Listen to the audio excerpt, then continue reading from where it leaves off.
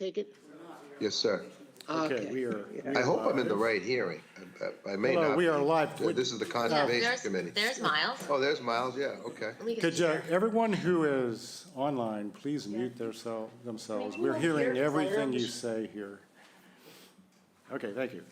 Good afternoon. This is a hearing of the Chatham Conservation Commission being held on February 8th, 2023, in accordance with the Massachusetts Wetlands Protection Act and the Town of Chatham Wetlands Protection Bylaw and Regulations. My name is Bob Rawls and I serve as the chair. Today's hearing is being broadcast live. Bob, we can't hear you. What? Okay. My microphone is on. I can hear myself through the mic. And I'm getting a finger like, hold on. Okay, hold on. Thank you, Nikki. I think that was a finger.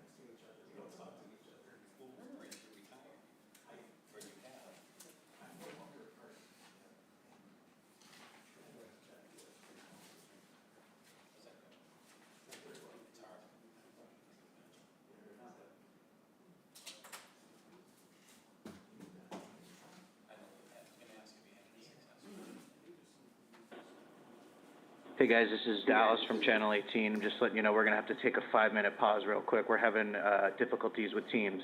Okay, all right, Okay, thank you. Thank you. all right. Maybe if I can get a stack down here.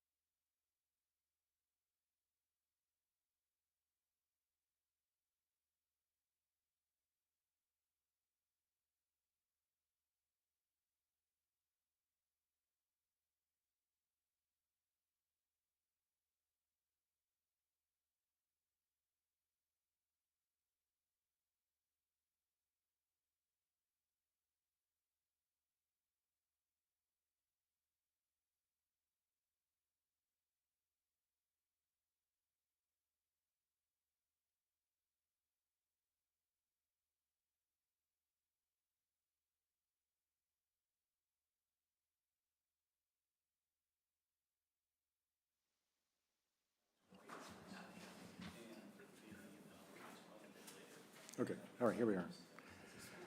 All right, good afternoon. This is after our technical difficulties, a hearing of the Chatham Conservation Commission being held on February 8th, 2023, in accordance with the Massachusetts Wetlands Protection Act and the Town of Chatham Wetlands Protection Bylaw and Regulations. My name is Bob Rawls, and I serve as the chair. Today's hearing is being broadcast live on Channel 18 and is being recorded for the on-demand archives available on the town's website. It's being conducted in person, by phone, and by video conference.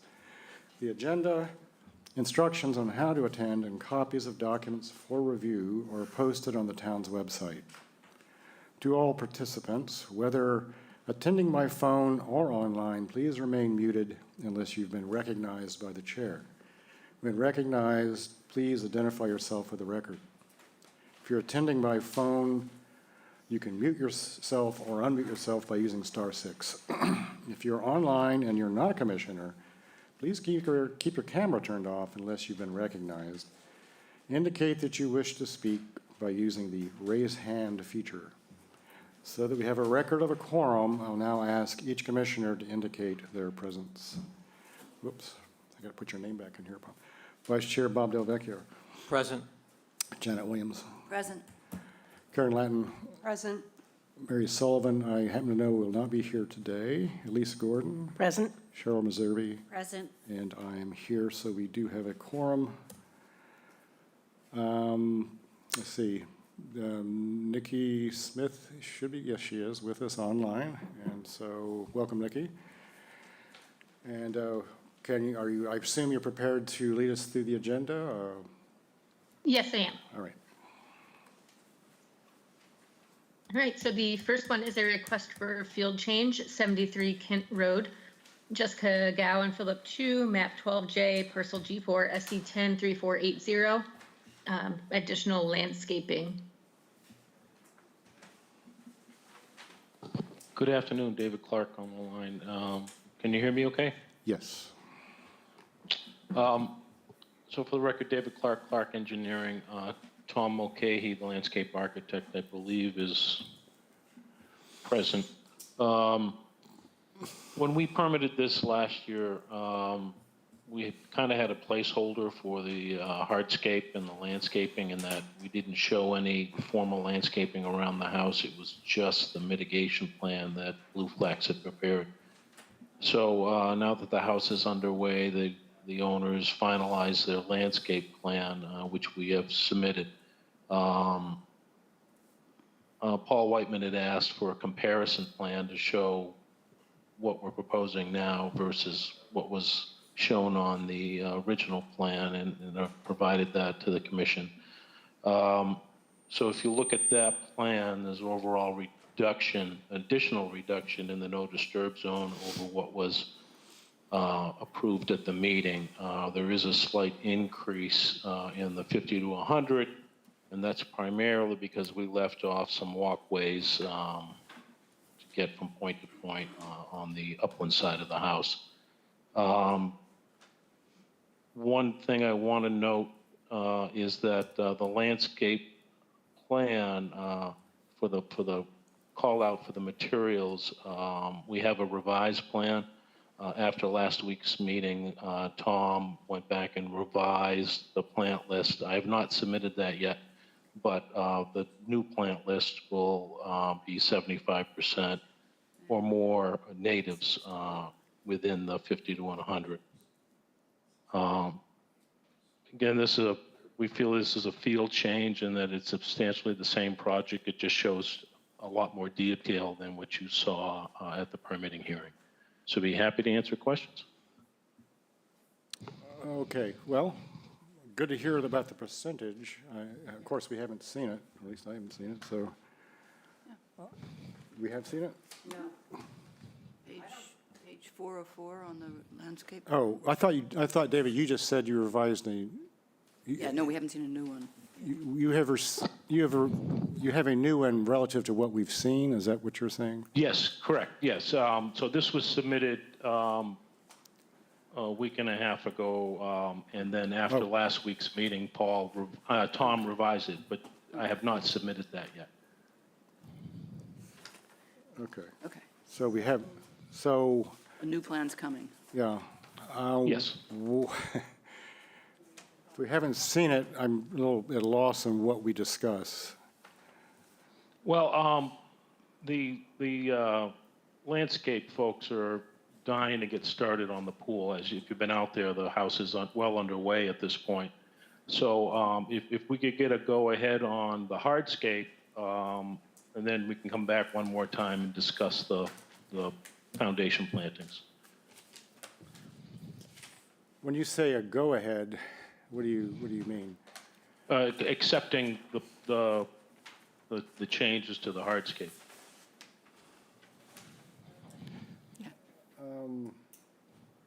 This is a plan change, right, okay. So, all right, anybody have any comments, questions about that? No. Yeah, I don't think from our last discussion that the hardscape was the issue that we were focusing on. So we just amend the field change request, I guess? Or, But the field change, I'm sorry, Dave, we're just a little irregular, so I'm trying to sort through process here. The field change does require, to cover plants as well, yeah, so, which we haven't seen.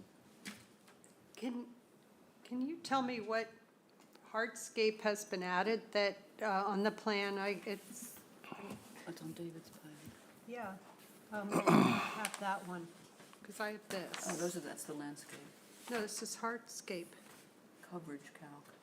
This is what they changed, they added a spa. Oh, that's it? Yeah, Can you, David, just remind us, what were the changes in hardscape? So looking at the pool, the pool face has been brought back further for a majority of its face, where it faces the bank. Well, you see where the spa is, that got a little bit closer, but overall, we pulled the pool back. And then next to the parking area in front of the garage, we've added a walkway, which I don't believe was shown on the plan that was approved. And then there's a second stoop on the opposite side of the garage in that corner of the house by the septic tank. That is new. It wasn't shown on the original plan, but again, that's just outside the 50, and it's on the back side of the house. So on the Clark Engineering plan, we have the revised coverage numbers in red. As you'll see, there's a reduction in hardscape, a further reduction in hardscape in the 0 to 50, and a slight increase in the 50 to 100. In my cover letter for this, requesting this field change, I did point out that that for the 1,000 or so square feet of increase in the 50 to 100, I believe Teresa's restoration plan is 4 or 5 times that. So I don't feel an additional amount of mitigation is necessary for the 100 or so square feet that we're increasing overall. Yeah, since you mentioned that, I'm looking at my notes here, and I was a little confused about your cover letter where you say the increase coverage of 90, so you're reducing an NDZ by 76, increasing the outer R by 177, but then you said that there's an increase of 797 in the ARA, which it didn't add up to me. So I think you just said those numbers now, so how does that work if you're? Yeah, I'm sorry, I don't have my letter in front of me. Let me see if I can find it. So basically, we're decreasing another, what's that, 76 square feet in the NDZ, but we're increasing in the 50 to 100 177. So whatever that difference is the net increase of the project. Yeah, 97, I guess. But then Yeah. then you say results in an increase of 797 in the aura. That's the part that I, That might be a mistake. Hold okay. on one second. I'm hoping that it is. Yeah, I'm pretty sure it is.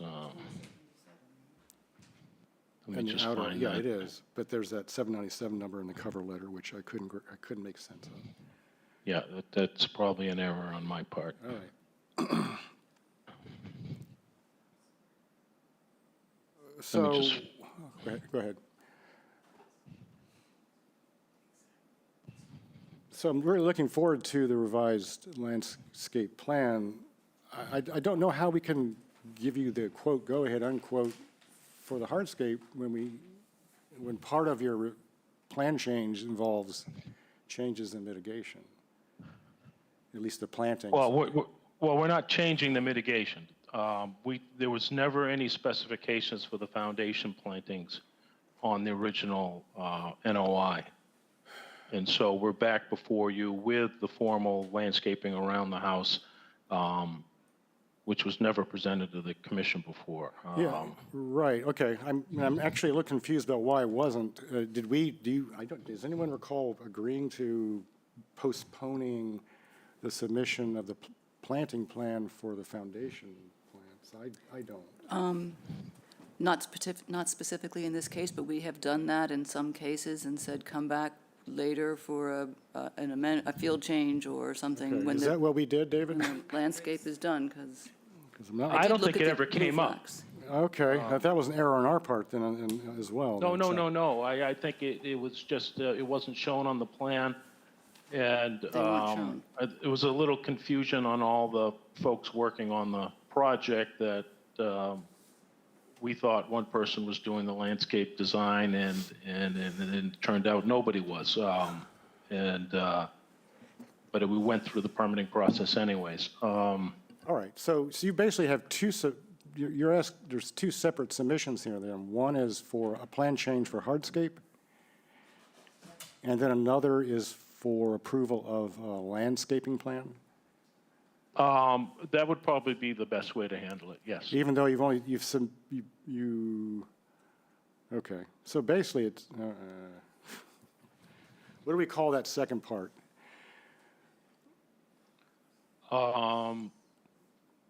It's not a plan change, or is it? It's, and I'm willing to. Or you can call it a approval of final landscape plan, or I'm not sure what to call it. What would be the harm?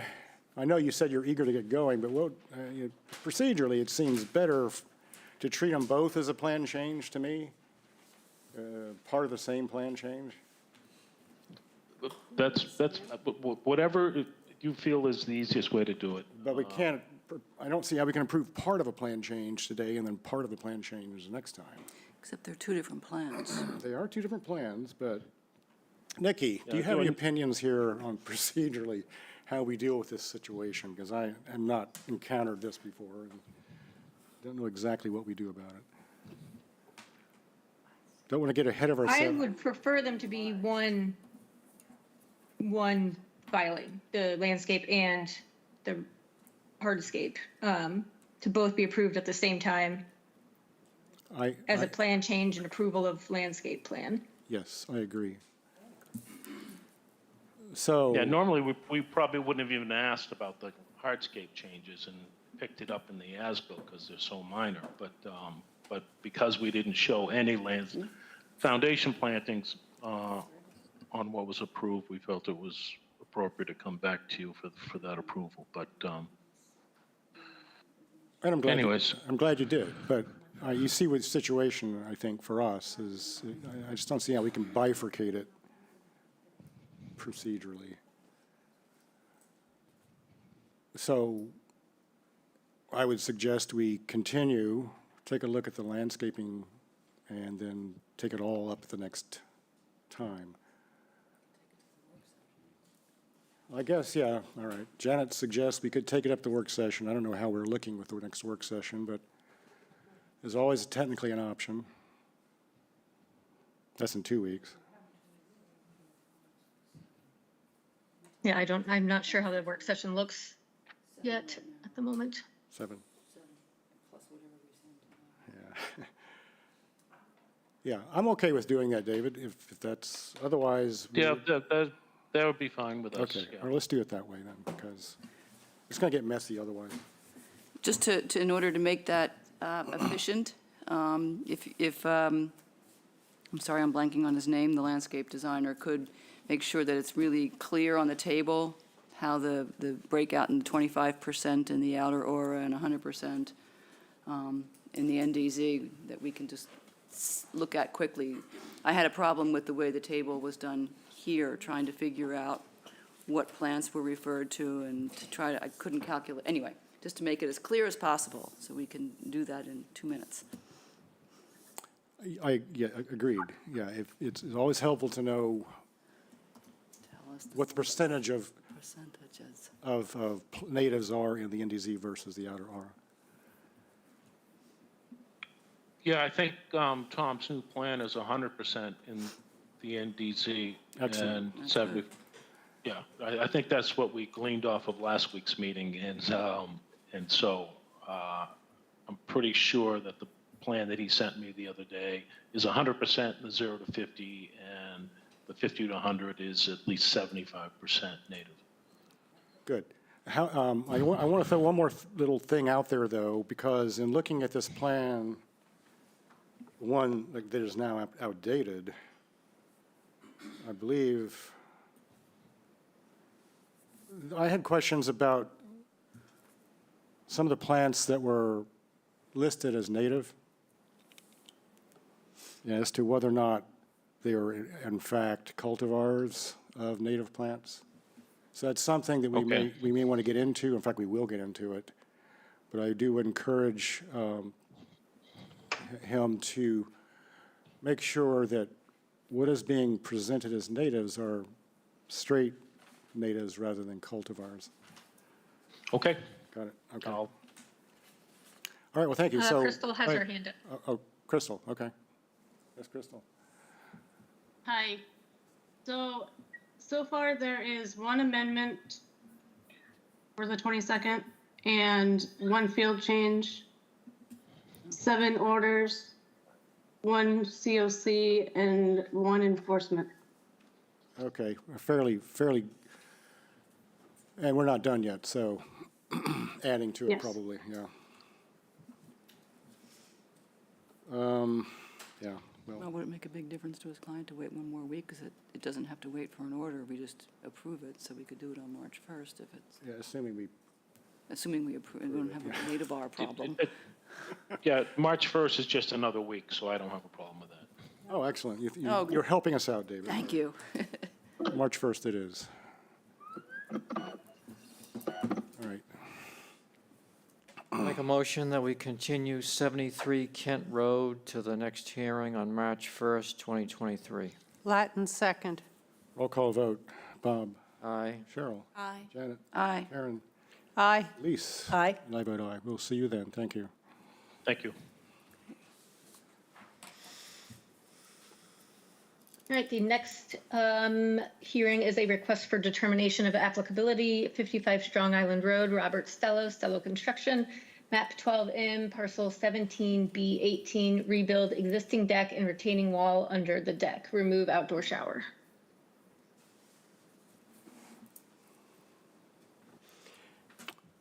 They send a letter to continue. Oh, did they? Oh, Wait a minute. Do we have a continuance for this, Nikki? I don't recall. I thought Yes. We do? Oh, okay. Oh, what was the, oh, I have it from, Is this it? No. This is something to else. the Oh, next this is available the one meeting we did. date, so March 1st. Oh, okay. Yeah, there was a letter. oh, okay. All right. Make a motion that we continue 55 Strong Island Road to March 1st, 2023. Latin second. Roll call vote, Bob. Aye. Cheryl, Aye. Janet, Aye. Karen, Aye. Elise. Aye. And I vote aye. All right, and I believe 299 Cranberry Lane continued as well, but that's further down. So just in case anyone's here for that one. Right.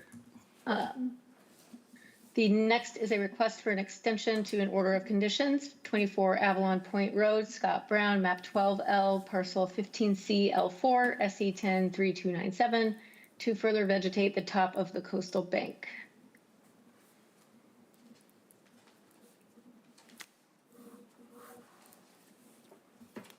Anyone here? Is anyone from Wilkinson here to talk about it?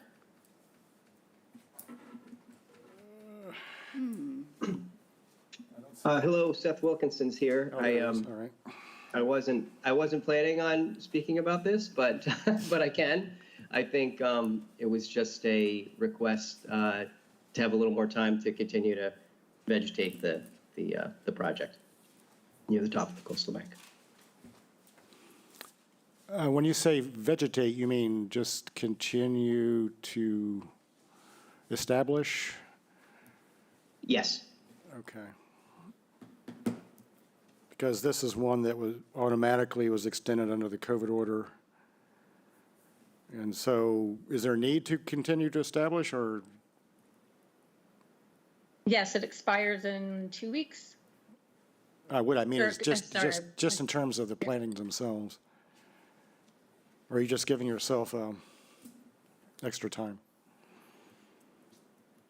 Yes, we'd like to have some extra time to, if we need to add the plants. Technically, you're not supposed to do that if the permit expires. So I think we're just trying to keep the permit open and Okay, you're adding, ability to. you're adding plants. Okay, all right. Yep. I'll make a motion that we approve the extension to the order of conditions for 24 Avalon Point Road. Latin second. Roll call vote, Bob. Aye. Cheryl. Aye. Janet. Aye. Karen. Aye. Elise. Aye. And I vote aye.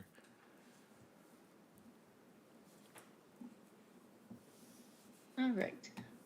So we'll get out the 1-year extension for you. The next one is to amend an order of conditions. No. Yes, Yes. sorry. Yeah. This is phase 2. Amend the order of conditions, 41 Locust Lane, Jonathan and Alicia Downs, map 15F, parcel 53, SE 103478. Construction of an additional 32 feet of catwalk.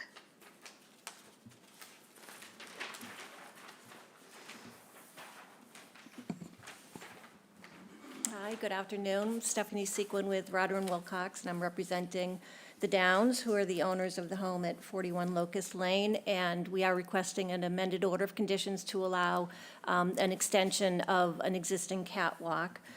Back in April of 2021, you issued an order of conditions to allow the construction of a catwalk across the BVW to Black Pond. The approved dimensions are 60 feet long and 3 feet wide. That was constructed in the spring of last year, and by July of last year, due to the drought that we had, the water level had receded substantially from where it had been. So they got to the end of the catwalk, and were still well away from the actual water's edge and separated by a good expanse of dense vegetation. So we located the water as of September of 22, added that onto our site plan, and now we are showing a proposed extension to that catwalk, another 32 feet long, to get to where the water was at that time in the fall of 2022. I'm showing 4 sections, 8 feet long. They would be constructed so as to be able to be removed seasonally, and so basically just installed as necessary as the water level recedes, so that they can continue to access the pond. They want to be able to bring their kayaks out and have their kids be able to just paddle around in the pond. So I included the profile. I'm showing those additional sections being ramped so that they follow the contour of the land, remaining just 3 feet wide with a handrail on just one side. We are also requesting approval to allow the decking on the existing catwalk and also on these proposed sections to be the PVC through flow decking. The open construction of that decking, as you could see if you went to the property, and you can see the vegetation growing up through the decking on the catwalk. It certainly allows sunlight through, allows the vegetation to thrive. It is a much more comfortable surface to be walking on if you're in water shoes or flip-flops, versus the aluminum decking is a much harder, kind of has sharp edges, which are fine maybe if you're in work boots, but not wearing, water shoes. So we are asking that you also amend the order of conditions to allow that material on the deck to remain. I would be happy to answer any questions. Rob McPhee is here as well and may be able to answer any questions. Thank you. All right, thank you. So we have two issues. One is the request to extend the length. I thought that last time there was talk of how this needed to be approved by zoning. It does require a variance from zoning. The original application went to zoning with a variance request, so we will have to go back again. Oh, I see. So you haven't received that yet? No. Because that would be, all right.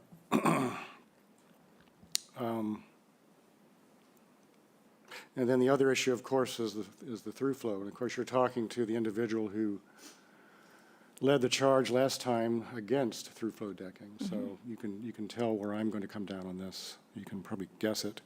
So what actually disturbs me is that even though the order specifically required aluminum decking, and I thought we had specific agreement from you and your client on that, what was installed was the plastic decking. And I think there was some confusion when the contractor read the order, because there are two different plan dates referenced, and one has the through flow, the other one has the aluminum. And I think they just didn't read the correct date on the plan that was referenced as the final approved plan. Okay. So now that it's there, you just want to keep using it? Yes. Go ahead. Hi, Rob McPhee Associates. We're the builder of the property for the Downs. And just to add a little context to Stephanie's observation with the through flow, we did, as you know, originally request through flow, and we had a plan that was presented showing it. And then a few days later, I think it was April 5th to April 7th, there was a change request during your review process to go to aluminum. And the plan had been given to the dock builder already. And then once the order of conditions had been approved, it was sent to them. And unfortunately, unintentionally, the through flow decking, which was on the plan that was given to them for the layout and the budgeting, stayed with them. And then the order of conditions, it just slipped through on their end. Right. So under the special instructions in the order, it did still reference in some of the details there about the April 5th plan. But on page 2, it does accurately represent April 7th, which does call out the aluminum. So we don't want that to be the ultimate hangup on this project. If it has to convert to something different, then we'll have to take off the through flow.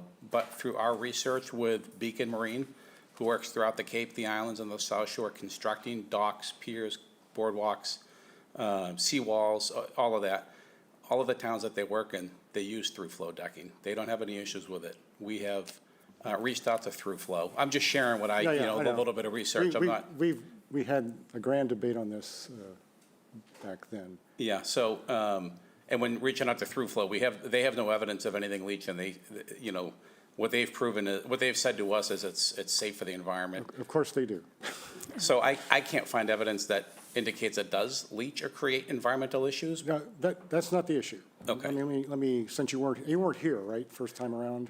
I was actually in the original hearings, but then when it Okay. continued on with some amendments, and I was out of town at one of them, and Stephanie was here. All right, now just gonna take a minute. And I will say, not everybody on the commission feels the way I do about this. So I'm only one vote here. But it's made of plastic, correct? According to their literature, it's polymer, so It's plastic. So it will eventually, and the aluminum decking is made of aluminum. So both of them have an end of life. I'm not necessarily concerned about leaching. I don't know whether it does leach or doesn't. I know the manufacturer claims that it doesn't. I don't know why they claim that, but I'll take that. The way it occurs to me is that everything degrades eventually. The aluminum does, and the plastic does. And when the aluminum decking degrades, it winds up in the wetland in this case, and it's aluminum. When the plastic decking degrades, it winds up in the wetland as well, but it's plastic. And plastic is bad for the environment. It's bad for the ecosystem, it's bad for the oceans, et cetera.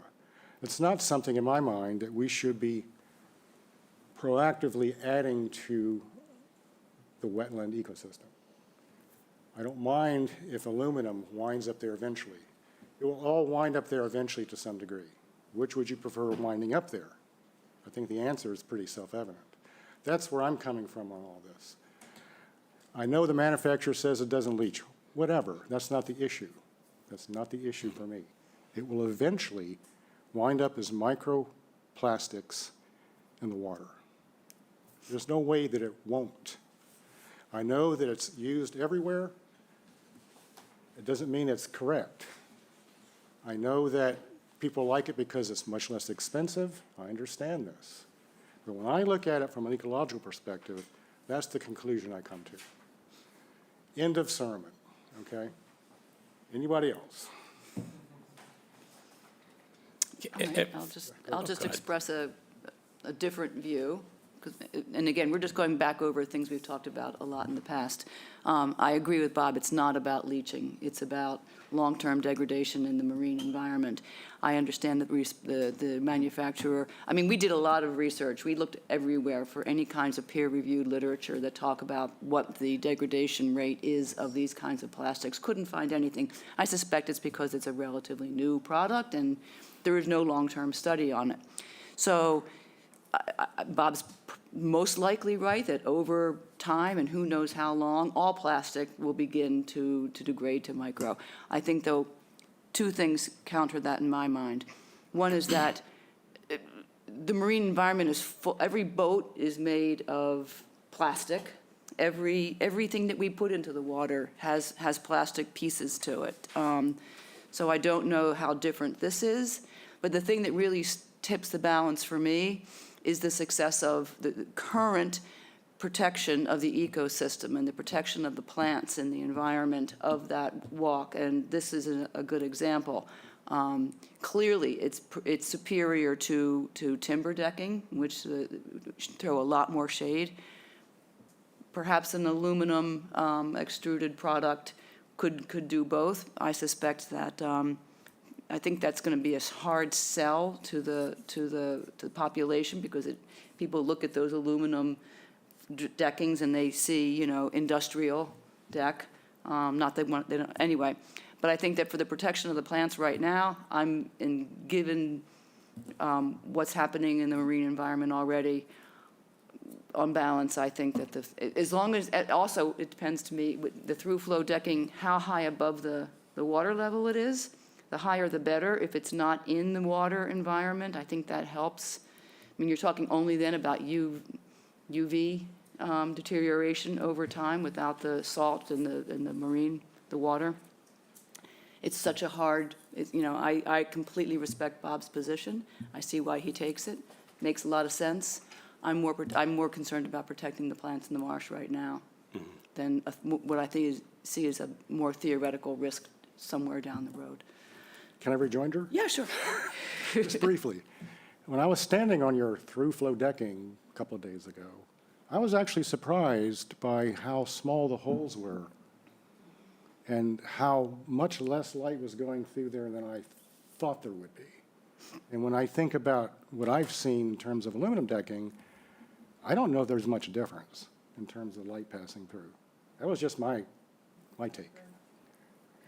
I think I saw in their literature, and I don't know what they're comparing it to. I've seen their literature. We looked at their literature extensively. I know that's their 40%, claim. they say. 47% more 47%. sunlight Yeah, yeah, comes yeah. through. But those holes were tiny. that I Yeah, saw. no, But there are a lot of them. there's a There lot of are a them. lot of them, but they're tiny, yeah. I know, and obviously everything is dormant at this time of the year, but when they're this summer and then fall, we met Nikki down there end of August, early September. I mean, the vines are coming through the through flow. I mean, it was very vibrant. It was doing well. It was evidence that the setup of the elevated catwalk with the decking letting the light through was working well. You know, it allows wildlife to get underneath of it, allows the sunlight rays to come through and the growth comes up and, And we'll just, let the future take care of itself, I mean, and I understand the which is concern why with- we're in the situation we're in. So, I know, and I understand the concern with the leaching, and the only thing, right or leaching. wrong, Not the leaching. not the leaching, degradation. the degradation of it. Yes. Ultimately, if those products get weak enough, aluminum, poly, plastic, whatever we want to call it, you're several feet off the ground. It's a safety issue to anyone using that. It would warrant being replaced. Yeah, Would you- ultimately, yes, Ultimately. but how much microplastics will get into the wetland before the owner decides, this is looking a little rickety? Right. So then the challenges we run into is with homes within a resource area that are using synthetic roof shingles or synthetic sidewall shingles, synthetic trim, synthetic decking and railings. You really will end up looking beyond just a catwalk in this case, but a whole entire property, and they're all over the towns, all over the Cape. I understand, from the- but most of that, what you described, is not right on top of a wetland. There's a difference, Yeah.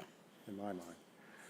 Anybody else? I mean, we're not gonna, I don't think we have time to just completely re-debate this topic, because we spent a lot of time on it already. But we have to make some decisions here. Go ahead, anybody? I do have one question. It's actually not on the catwalk itself, but there was a kayak and it looked like a rubber path. Is that on their property? It was, That's next door, the blue kayak. yeah, and then there's the- this like rubbery plank. path Right. right on the ground. That's Not next us. door. So it's not on their property at No. all? It is not. Okay, I didn't know where the property line was to be able to tell, but it concerned me that there was this rubber right on the ground, so.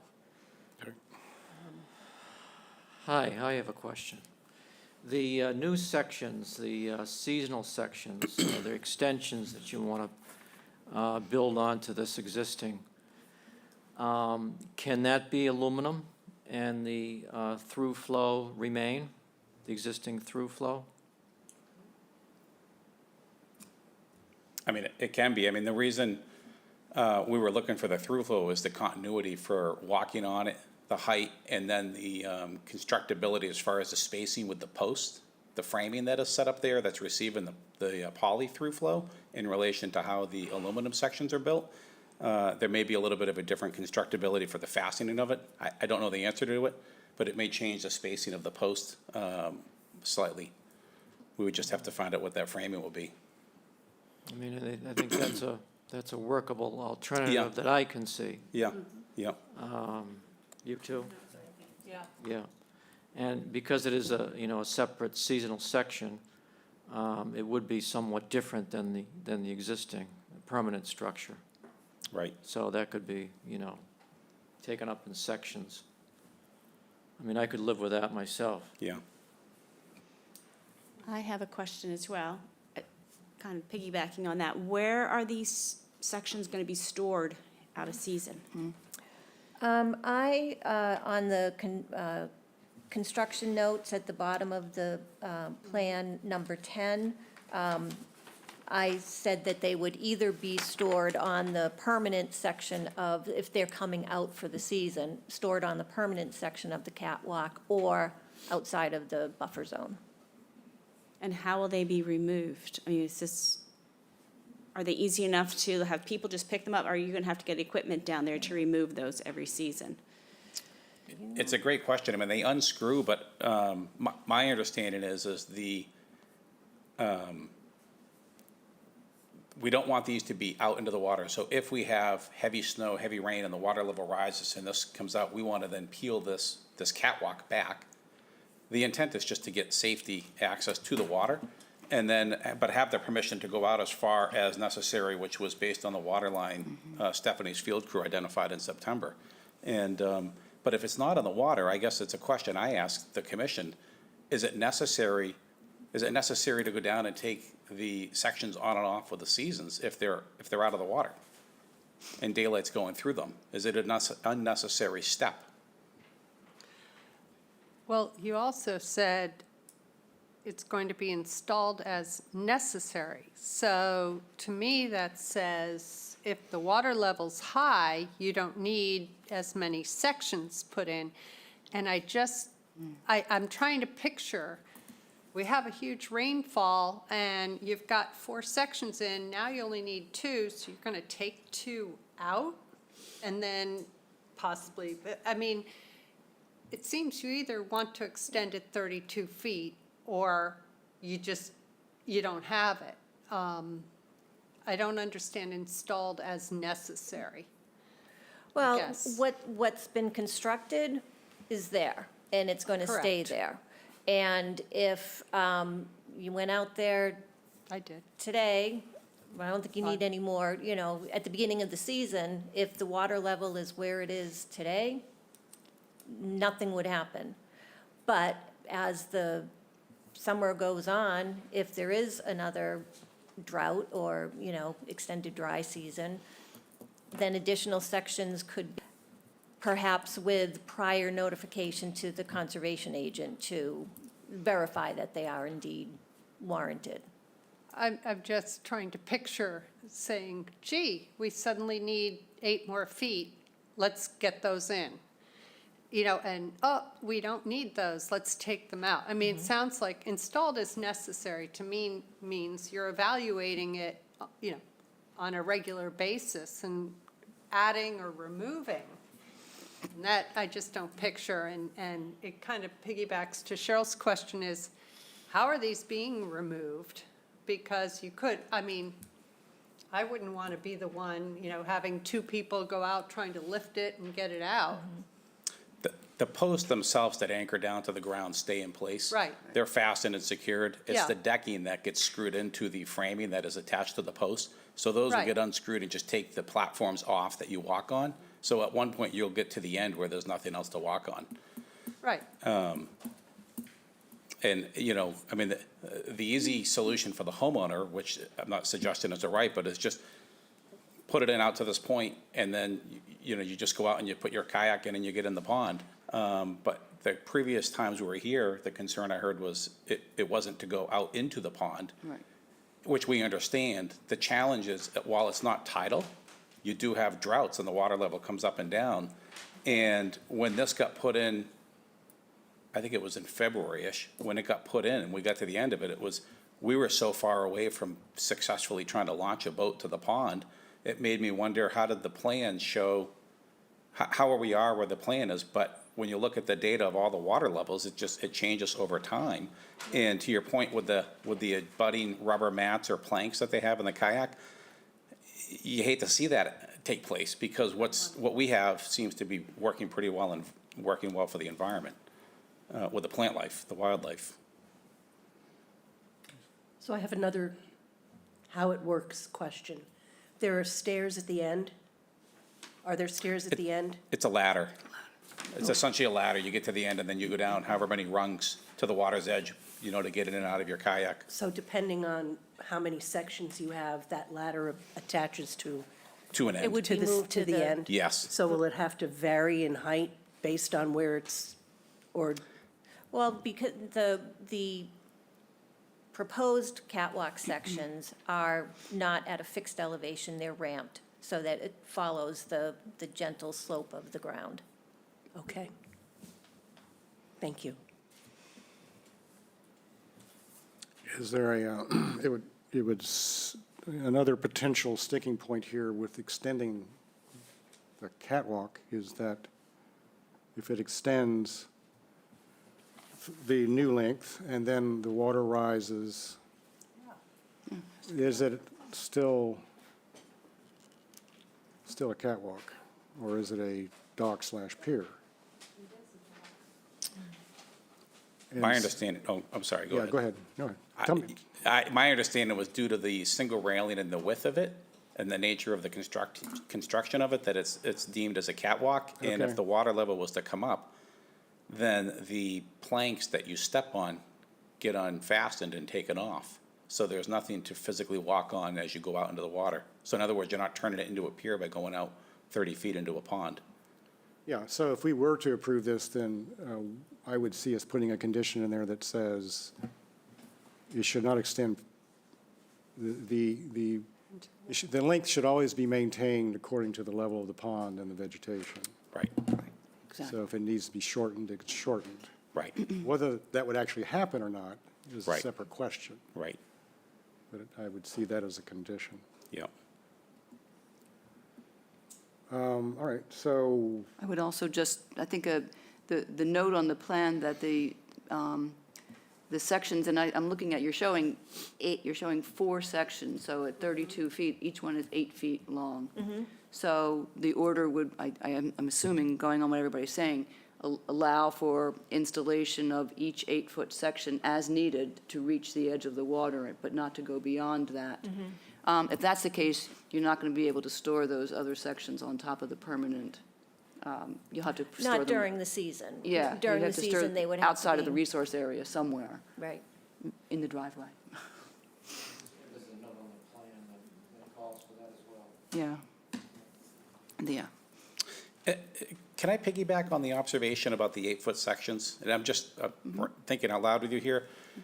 As the water level comes and goes, it's not necessarily going in an 8-foot increment. No, No. So if Whatever we it takes find you to get ourselves to the captured water. in between the two, yeah.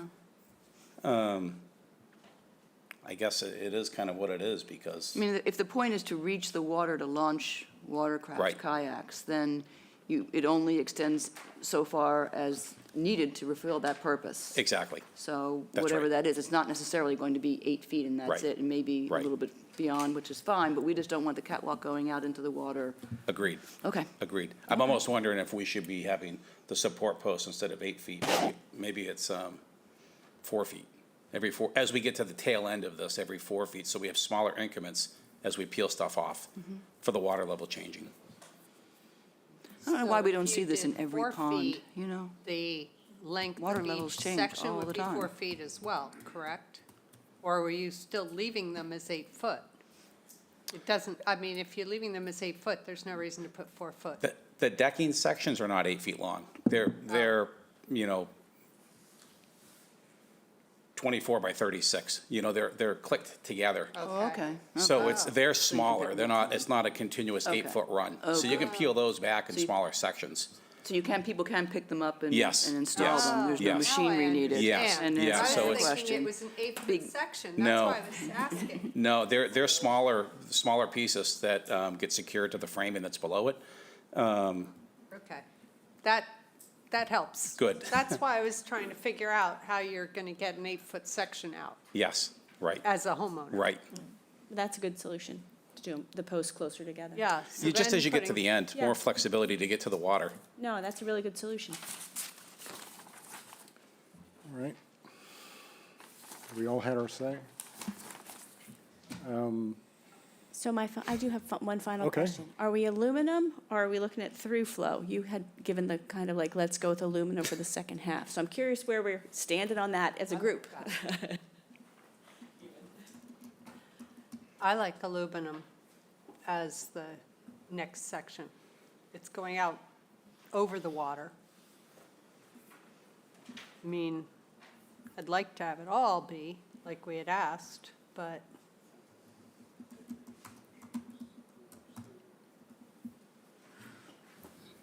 I don't know.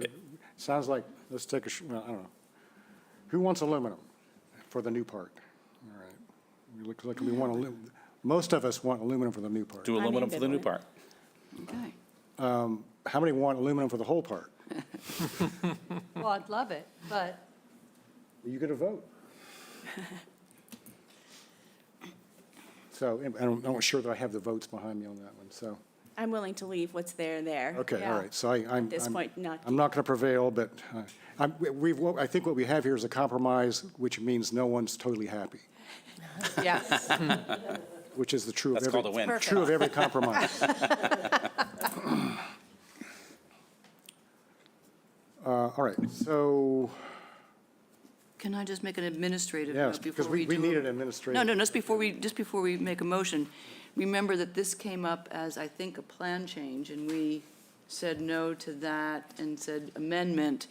But we also said, as my notes reminded me, that we would wrap Phase 1 and Phase 2 together.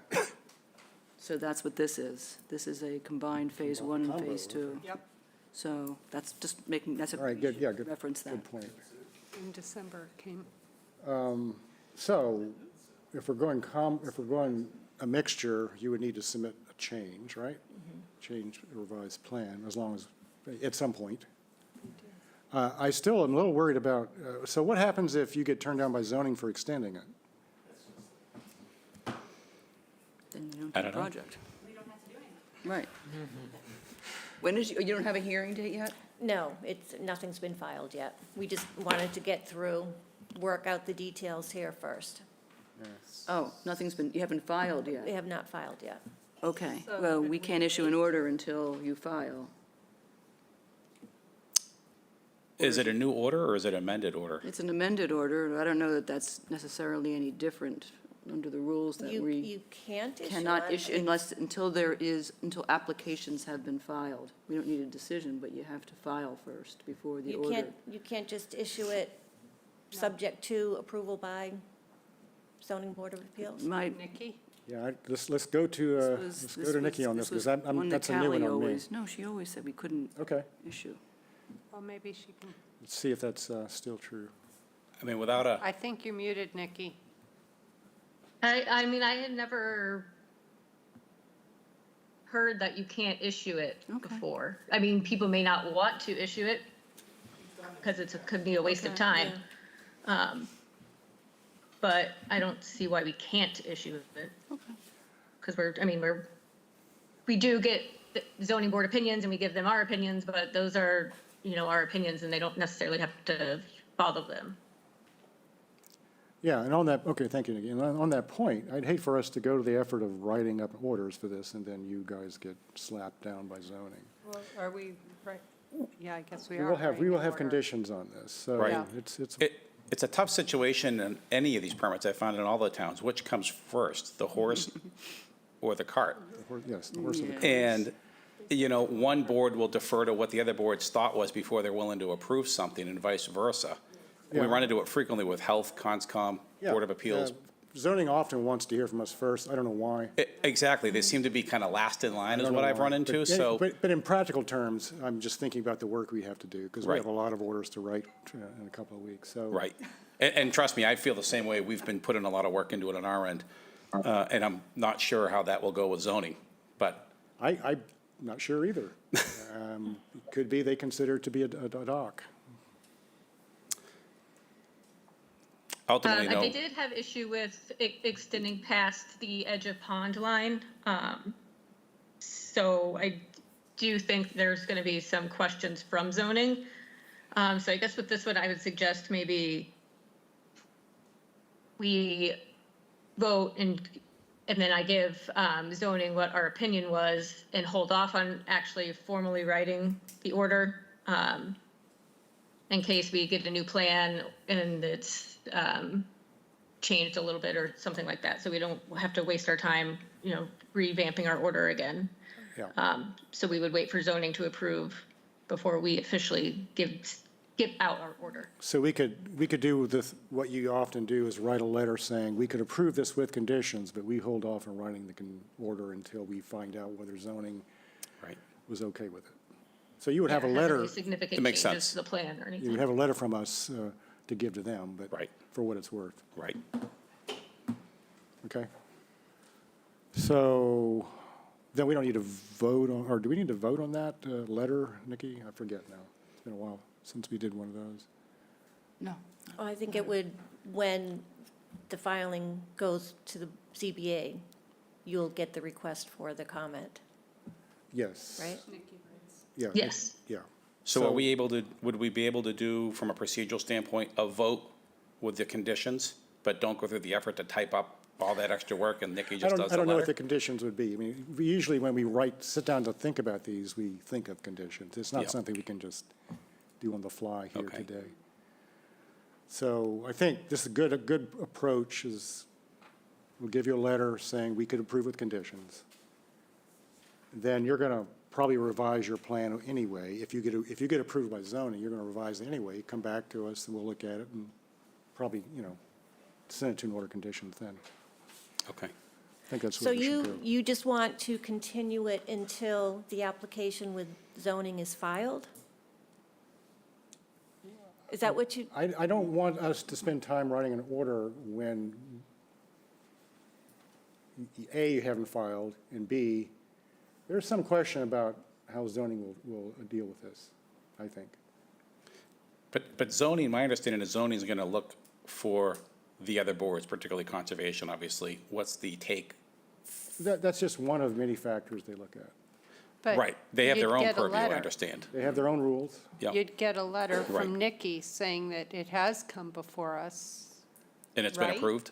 It's not approved, we could approve it, we see that it's approvable with conditions, is the way I think it's stated.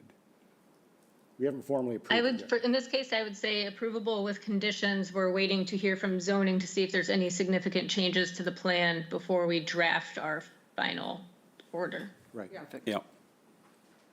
Okay. I think that's procedurally the right way to go. So I would say maybe continue this. I don't know if you're close to filing with zoning. I would say continue it for a month to start. It's not ready to be filed with zoning. Okay, so that would be, March 8th. March 9th. yep. 8. 8 or March 9? Is it 8? March 8th. Yep. Yes. I make a motion that we continue 41 Locust Lane to March 8th, 2023. Latin second. I'll call vote, Bob. Aye. Cheryl? Aye. Janet? Aye. Karen? Aye. Elise? Aye. And I vote aye. See Okay, you thank you March very 8th. much for your Thank you. time. Good luck. 5 o'clock. All right, next up is the notice of intent for, I guess I'll open these at the same time, 75 Tulipy Run, Chatham Sea Breeze LLC, map 14A3, parcel N131, SE 103547, proposed rock revetment and elevation extension. 59 Tulipy Run Trust, map 15A3, parcel 1, N137, SE 103545, proposed rock revetment reconstruction and elevation extension. Hi, Catherine Ricks with Coastal Engineering, here on behalf of the applicant, and Katrine is here from Wilkinson. I'm going to share my screen and I'm going to put up the presentation. We've updated the presentation to include the most recent plans for restoration, and I know that was the big thing for today, so. Catherine, just See real if it's quick, I not- was Yep. very confused about an email Lindsay sent with new plans today, saying they were, something about executive session. And so, Yes. pardon me, because I was out for many meetings, so is this going to executive session for some reason? So when we go to the order of conditions, those were requested in the last hearing based on just needing the numbers before we do the order of conditions. So we wanted to submit those numbers, and the work protocol was submitted, and then the plans just included the notes that were requested for the armor flex. So work session is what she meant, not executive session. Yes. Okay, I was confused. I was Yeah. like, why is this under closed off the camera now? Okay. No, no. All right, never mind then. Okay. Now let me see if it'll. Okay. I'm just going to jump through the presentation to the restoration plan. That's, Katrine wants to take over for this. Sure.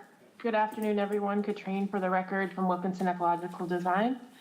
And we discussed our plan for number 75 last week, and this is quite consistent with that. We're showing the plant specifications and the planting area for the armor flex, and that, like 75, is focused on planting herbaceous species such as beach grass, little blue stem, and switchgrass. And then in addition, on this plan, we're showing a vegetated buffer, which is 3,600 square feet in size of lawn removal that will be replanted with grasses that are Cape Cod Meadow mix. And on our plan, we specify on the bottom of the restoration plan, all this information is there. So we would seed that area with the Cape Cod Meadow mix, additionally plant beach grass, little blue stem, and switchgrass in that area, and then additionally the shrub layer, so planting bayberry, beach plum, and Carolina rose throughout that area. And with that, we'd be happy to answer any questions. All right. We received new stuff this morning, and new stuff digitally and in paper. It was here when we got here. So we haven't really had time to do an adequate job, I think, of absorbing it. Just letting you know, it come in a little late. Yeah, so my understanding from the last hearing was that the work protocol, the new numbers, and our revised plan with the notes on Armorflex were just needed for when we go to the order of conditions. But you Okay. guys wanted to review the restoration plans in more detail in this hearing, and that's why instead of going to the work session with the order of conditions, we were going to this hearing to review the updated restoration plan, which was submitted last week. And I have this is the one for 59 and the one for 75. yeah, it's there we go. And the one for 75 was updated and submitted in more detail as well. Okay, yeah, I understand. I now see where you're coming from, but it was still a little bit of a, I think it was just a higher volume of stuff than I think we were expecting. So, okay, I'm not gonna suck the air out of the room on this one first. So anybody wants to start, go ahead. Well, first, I assume that what we received today that was for 59 Talippi, the work protocol is also to be used for 75? It Yes, only and I believe we says did. it's for 59. That's why I'm, Okay, I apologize. I believe we had submitted two, one that was for 75 and one that was for 59, but they are identical. work protocols for both? Yes, yes, it only would be the same work received protocol one. for, okay, I'll find out, but we had, and it's the identical work protocol because Denny from Easy Does It he's the one that I worked with to come up with that work protocol, and it's, Right. the access is the same for all the properties, and so it's the same method for all the properties. Okay, well, I want to focus on the coverage numbers, because that's, I think, one of the things I asked for last time. And so what we have Yep. here in your memorandum are coverage numbers for various resource areas and then across revetment, Armorflex, and total. What I think we need to have, especially to write the order, is what is the increased coverage? And I don't know whether we have up-to-date numbers. That's the increased coverage. That is those the- numbers that we submitted, yes. Increasing So- over the old revetment, those are the increased numbers. So, okay, you'll have to walk me through it then. So for revetment, that refers to existing revetment numbers? No, that's going to be your increased revetment from the existing height up to that new height of 16. So when I say increase, I mean, what is the change? 35 above. So in other words, in order for us to know whether or not you've submitted enough mitigation, we have to know how much the coverage has increased in terms of square feet. And So- that's, if that's here, then just let me, point me Yes, to so it. that total square footage, the total square footage change in your coastal bank is the 636 square feet at 75. And then your 0 to 50, because of the way the bank was previously lower and we're including some fill to place the revetment in the Armorflex, the 0 to 50 foot, which now then becomes the bank, is that 5,863 square feet. And then you have your land subject to coastal storm flowage, which is slightly different just because of where the armor flex goes to. Okay, It's kind of, it's because the confusion does come, there is a confusion because the revetments, the new revetment is on a bank, but it's a bank that we're creating. So your top of bank, which would be your 0 to 50, previous 0 to 50 from what the existing is, your increase is there. It's that fill area. So it's not so straightforward because it's not all existing bank. Part of where we're putting the new revetment is that 0 to 50. okay, Because we're creating that, because we're putting the fill in. right, so the. Unless you want us to do what the proposed 0 to 50 foot buffer would be for our numbers instead of what the existing 0 to 50 is. Well, both. That does get, yeah, okay. I guess that's where it gets confusing. Yes, I'm just not, is everybody following it? Am I the only one not following? Are you getting it, Janet? Because I'm not sure that I am. I'm reading the table that's set forth in the two memoranda as showing the increased coverage from existing. Yes. That's not where I have a question or a problem, but I'll hold off on. Okay. So these numbers are all increases. Yes. Okay. We're not showing existing, we're just showing increases. Correct. Okay. Because normally we get both. That's where what I was trying to cling to. Okay. Oh, okay. Okay. So what the existing revetment would cover and then what your proposed would cover? How much is the coverage increasing? And then, again, like I said, that's how we know that we're getting enough mitigation. So the numbers we show are the increase, the new revetment and the new armor flex.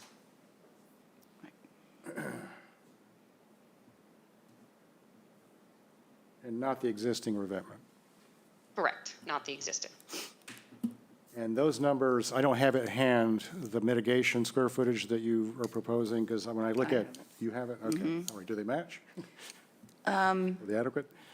The mitigation is more than. More than enough? Yeah, but I have a question about. Go ahead.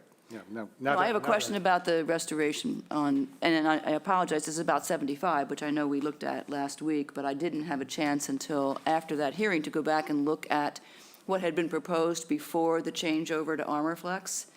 And my understanding is that the ArmorFlex becomes part of the mitigation because of the way it is planted on top. That said, on 75, the original restoration plan was 9,600 feet, and it's been reduced to 6,500 feet. And 12 trees has been reduced to 6, and 127 shrubs are now 60. So my question is on 75, why has the mitigation area, restoration, shrunk so much? There's a lot less fill now than when they did the original restoration plan. So it was compensating for fill that is no longer needed. Correct. So more trees and will be left, and then more, there's less fill, so we're covering less of the existing area, so we don't need to have as much replanted. So the numbers on this coverage table are, when you're talking about the impact or the coverage, it's the ArmorFlex plus fill. Fill is incorporated into these numbers. So the fill is completely covered with either the revetment or the ArmorFlex. Okay. There's no open. Okay. Yeah. So Okay. it's all So you've got 5863 as the increase over the existing, all in, revetment, ArmorFlex, and fill. And so that's the number that you need to get to, and you're proposing 6,500. Okay, I get that. Right. And on 59, there was no, it's not a substantial difference. In fact, it went up a little bit, from a 4,300 square foot to 4,800 square foot. So I said, hooray. I'm not sure why that happened, but that's good. Okay.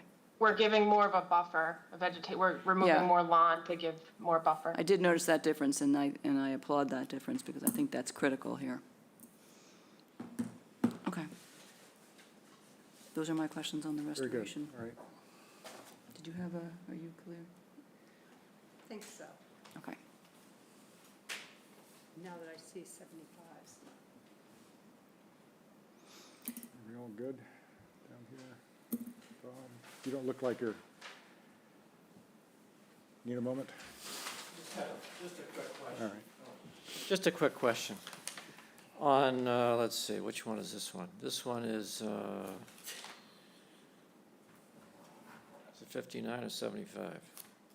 75. The granite steps leading down from the terrace or the stone retaining wall.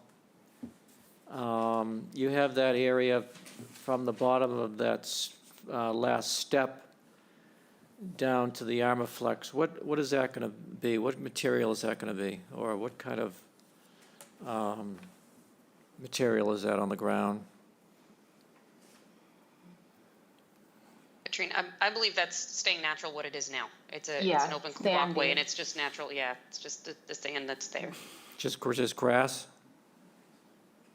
I don't believe much grass is growing there just because it's the walkway, but it is mostly just the sandy material, the natural material that's there. Nothing's filling it in.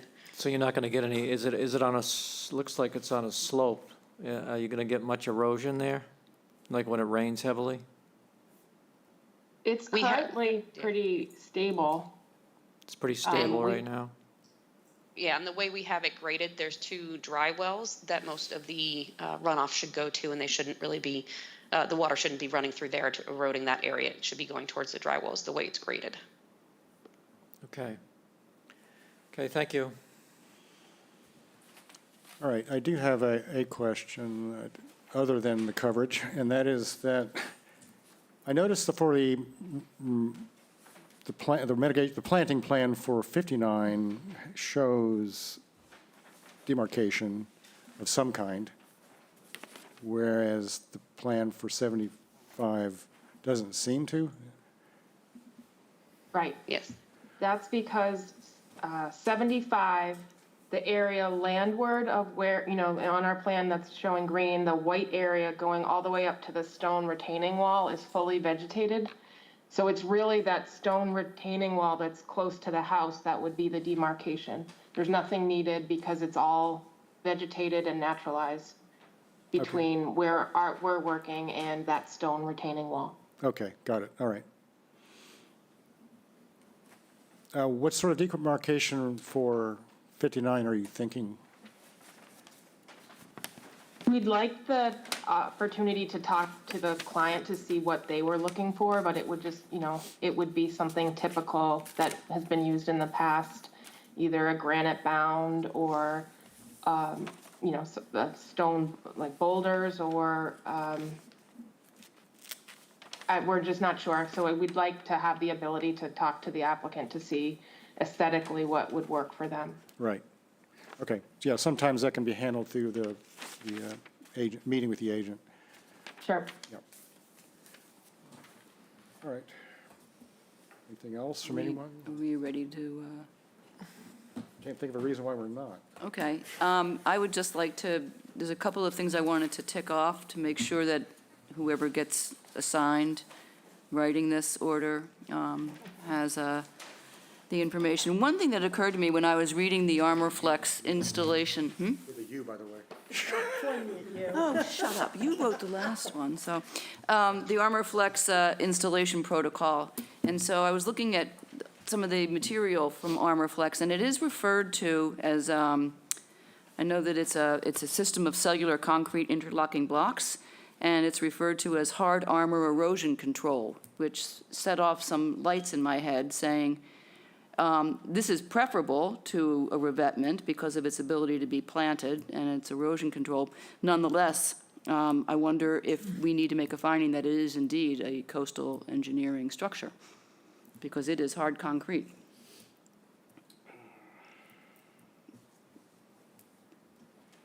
Do you have an opinion on that?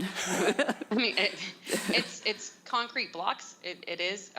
They have some that are completely enclosed solid, and these ones are not. We're using the ones that have the openings. I don't know how you would.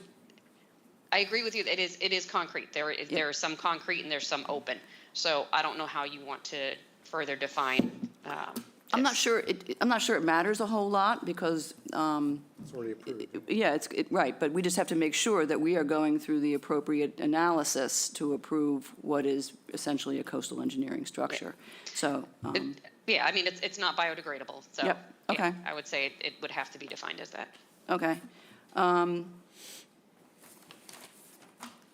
The original proposal was the revetment at 20 with a slope at 1.5 to 1. Right now, it's reduced 16 at 75. Is it 16 across? It's 6. And 59 correct. as well? So it's 16 until more than halfway across, and and then then it goes up to 20 yeah. on 59. Yeah. But it's gradual Okay, to 20 over yep, there. I remember. Okay. You will need a Chapter 91, is that? Unfortunately, due to the loss in front of that, we Yep. are now going to proceed with the Chapter 91 process. Okay. Easy Does, it's going to be the contractor? Yes, they And are. because we've had good experience with them in the past, I'm be inclined to have that included in the order, and any change in contractor would have to be approved. And he did the original one, and that's why we've been working Perfect. with him on this. Perfect. Access we've gotten, you sent some more information on that. And we mentioned last week the mapping of some eelgrass and beds and some shellfish. We'll put some protections in the order to protect Yes. those. Okay, I think I just wanted to make sure that was all covered. We're ready. And do you, yeah, we've been dealing this since when? March. Yeah, March. yeah. Gosh, if we do this at the work session at the end of February, we will just come up to 1 year. Yeah. And do you solemnly swear not to come back with any plan change? I make no promises. Because it'd be nice, it'd be Yeah, nice. right. Or put a special condition. No plan changes There's no plan changes in sight for these two properties. in sight. Yeah, not that I know of on these two. All right, Okay, so we're going. unless someone has another, has a reason to not, I think we're ready to move to an order, to work session. If you would do the honors. I do mean the honors here. And February 22nd is still open, Nikki? Yep. Just barely. Yes. 22nd. Okay, I'll split these up. I'll make a motion that we continue 75 Tilapy Run to the work session on February 22nd, 2023 for an order of conditions. Latin second. Roll call vote. Bob, Aye. Cheryl, Aye. Janet, Aye. Karen, Aye. Elise, Aye. and I vote aye. I'll make another motion to continue 59 Tilapy Run to the work session on February 22nd, 2023 for an order of conditions. Latin second. Roll call vote. Bob, Aye. Cheryl, Aye. Janet, Aye. Karen, Aye. Elise. Aye. And I vote aye. Thank you. See you Thank then. you. I'll see you later on this meeting and then see you then. Yes. Congratulations. All right, next up we have 0 Orleans Road, Jackknife Beach, Town of Chatham, Department of Natural Resources, Ted Keon. It does not have an SC number yet, and it was for living shoreline restoration.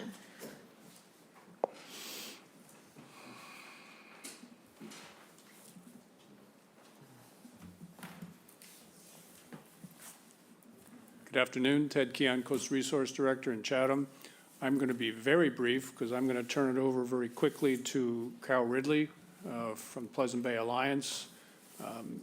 This is a town project in the sense it's in the town of Chatham, but it has a long history, as we briefed you folks the other day, as a series of grants run through the Pleasant Bay Alliance. So Carol is going to give a brief overview to give the history of the project as it's gone through its different phases with the CZM grant process.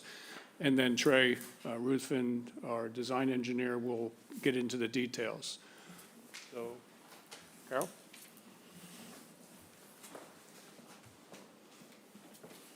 Good afternoon, Carol Ridley, Coordinator for the Pleasant Bay Alliance. And the Alliance, of course, is the municipal organization formed by Chatham, Harwich, Brewster, and Orleans to oversee the resource management program for the Pleasant Bay area of critical environmental concern. We're really pleased to have reached this milestone moment and be here this afternoon to talk with you about this project. It's, as Ted alluded, it's been many years in the works. It's really the culmination of a number of efforts the Alliance has undertaken, first to understand the impacts of climate and sea level rise on resources within the system, as well as, public access points. And that began around 2016-17, where we commissioned Center for Coastal Studies to conduct an assessment of sea level rise. And at that point, we learned that we could lose up to a quarter of our intertidal resources over the next several decades due to potential sea level rise.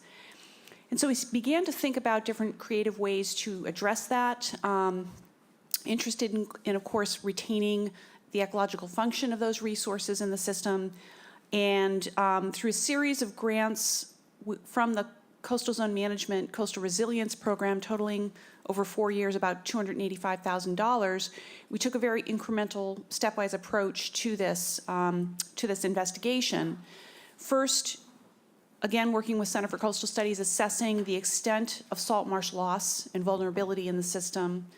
Then working with Greg Berman from the Woods Hole Sea Grant Program and the County Extension Service, identifying potential areas, public sites, where salt marsh is vulnerable, and we could employ a nature-based living shoreline technology, which is a bit untested, as I'm sure Trey will describe later on, but blends a hard component, in this case the coir-treated shellfish, with natural components for erosion management. And we identified about, I want to say, 24 public sites within the Pleasant Bay system that were suitable for this type of approach, and narrowed that down to this particular site at Jackknife for a variety of reasons. And then through subsequent grants, further refined that approach and design, working with Trey and Coastal Solutions, Coastal Sustainable Solutions, and Wilkinson Ecological Design as well.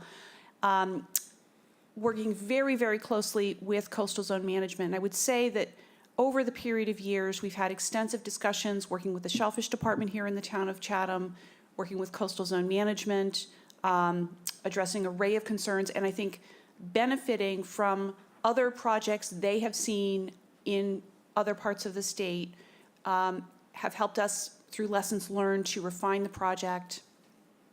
So there's been a close collaboration with those agencies, consulting with Nikki throughout as well, keeping the Park and Rec Commission up to date on this as the sort of owners of the site. So great partnership and truly an investment in success here, the long-term success of this innovative approach. So this is a very valuable project, certainly for the Pleasant Bay Alliance, for the resilience of the system and our ability to learn new ways, new strategies for protecting salt marsh, which is so valuable for a variety of ecosystem services, habitat, storm protection, and I'm sure you're familiar, of course. So we also feel it's an important project because of its potential, replicability, not only here in the system of Pleasant Bay, but elsewhere in our region, in other places in Massachusetts. So we're very excited about this. We feel it's been a great, strong partnership effort leading to this point. And I'm going to turn it over to Trey at this point to describe the project and how it meets the requirements for an ecological restoration limited project. Good afternoon, Trey Ruthven from Sustainable Coastal Solutions. I just wanted to walk you through initially how we picked this site and what we're facing, which will then also help you understand when we come to our solution why we've chosen the pieces we have. So on the screen you can see this is what the marsh looked like in 2016. You can see along the walking path going towards the bridge. So the bridge would be at the bottom of the screen, and we're obviously looking eastward. It's a fairly wide section of fringing marsh there. You see the bank as it makes its turn to the left, heading out to Pleasant Bay. Here we go to 2021. This is similar to what we saw in our site visit earlier this week. The fringing marsh along the walkway up to the bridge is drastically reduced in size. Partially what we're seeing is cleaving of the marsh coming off, and we're going to get to that in a second.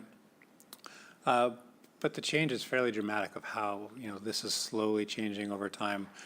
And the site, we'll cover it again. There's obviously climate change effects going on. There's just natural erosion going on. And the other thing we talked about a lot was, Jackknife Beach is highly loved by the community. And so part of what we get into and with our solutions aren't just nature-based solutions, but, how can we work with the public to stop the anthropogenic effects later on? And so that's kind of just an overview, and we'll kind of go through this. You can see on this slide, we have to the left, the dark dots, that shows the project area. To the right, you're seeing shoreline change. When we get down to red, the dots, we're losing 1.5 to 1.7 feet per year. So a significant amount of marsh every year is being lost. Obviously, as we progress closer to the bridge, that rate slows down, but at that bend, it's very significant.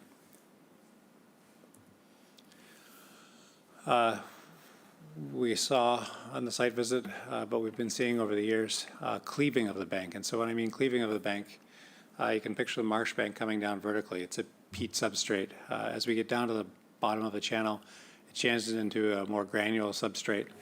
And you can see here the granular substrate is being eroded out at the bottom just due to tidal currents, leaving the peat suspended in the air. When we've measured this, it ranges anywhere from a half foot to about 1.5 feet. So a fairly deep crevice going in. As the weight of the peat bank continues to grow, over time we see a crack develop in the marsh up on top, and it slowly starts leaning and leaning, and eventually it actually does fall into the channel, at which point it slowly degrades due to tidal currents coming back and forth. There's also, people coming up and down the channel, all sorts of measures. But at that time, the salt marsh is also submerged generally full time, and so the vegetation isn't viable any longer past a certain point once it dies. Again, this is showing some of the cleaving process that's going on. Here along the pathway up to the bridge where they launch boats, you can see portions of the bank already into the marsh channel being lost. Again, this just kind of shows a snapshot from 2020 in November to March 2021, just showing how fast we're seeing change. And so part of this process, and when we talk about years, is some of our initial solutions obviously changed over time because our rate of change was so significant that we'd come up with an approach, we'd go out and look again and go, oh, wait, we need to adapt again. And so, yeah, it's a very involved, long process. This is actually part of the marsh that just cleaved. So when I talked about with the weight coming down, crack being formed, you can see here to the left of the screen, that crack forming, you can see the gap in between. And that section of marsh has actually fallen in too. That was from 2020. Again. So now we're going to get to the anthropogenic effects on the salt marsh. So this is obviously a town public resource area. I've been out here, I don't know how many times over the years. Even in the wintertime, it's loved, but especially come warm weather. The spit area is highly occupied with beachgoers, shell fishermen, kids, and everything. We can see in this photo, there are some kids already in the salt marsh. They're looking for spots to get to the tidal creek to ride up and down. And it's understandable. It's a fantastic resource area. And what we need to try to do, and this is sort of getting the solution, is how do we balance usage with the resource? And part of the way we've found over time is it's going to be educational, but also some guidance. And we'll get to that in a second. Parking. Obviously, parking down here with the number of people we see is always an issue. You'll also see boats. You can see a boat that's parked in the salt marsh. We've seen people pull into the salt marsh while standing there looking at this with their car. And none of this is intentional or, people trying to cause harm. It's just they don't understand the impacts they're having. They don't understand where their car is. There's a number of these factors at play. Again, you can see cars parked right up against the marsh. On the bottom photo to the left, you can see there's a pool of water standing, and we talked about that at the site visit. Just off the screen to the left is the footpath that walks out to the spit, and those areas have gotten trampled so significantly that there's actually dips in the ground that were pooling water and actually losing salt marsh. To kind of jump ahead a little bit again, we've tried using oak stakes with just string wrapped around them to delineate where the walking path is. And the one thing we found over the last summer is that with this simple measure of actually delineate where people should pass through, those areas that were actually submerged underwater, salt marshes reoccurred or revegetated itself. The marsh root systems were still there, but it was allowed to come back. So again, showing there are ways of actually helping the system out. Boat storage. So there's two areas of boat storage. One's further to the east, which is the top photo. A lot more sailboats. There's still kayaks and canoes. And then the next one is immediately east of the bridge. Both of these areas, we've seen boats on the salt marsh tied to trees, and a number of different areas where, again, people are trying to get out and use the resource areas. But what we found, and which is part of the town's overall plan, is to develop solutions to help people use the resource area, but control where their boats are through boat racks, delineated areas, and educational signage. I just spoke about these. These are the two areas that were trampled where the salt marsh was lost. And this is the walking path going out to the spit.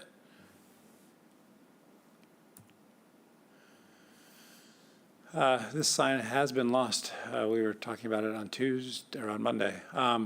So again, a very popular area where the salt marsh has been trampled, and it's people looking for an easy way to get to the water. Obviously, you can see the rocks just to the left on the right photo, and those are kind of demarcating where you can get to a car. But if you've driven down with a kayak, obviously you don't want to carry it any great distance, and so they look for the direct path to water. And what you end up with is, situations like this where we're, losing salt marsh just due to people using the resource areas.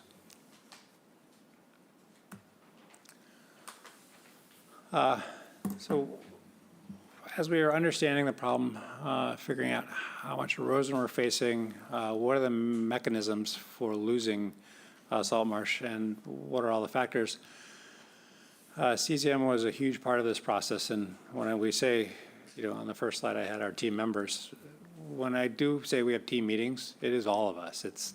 We're all in the same room working together, CZM, the town, Pleasant Bay Alliance. And so it is a really collaborative effort. And so we came up with these restoration goals. So part of it was to stabilize the existing salt marsh.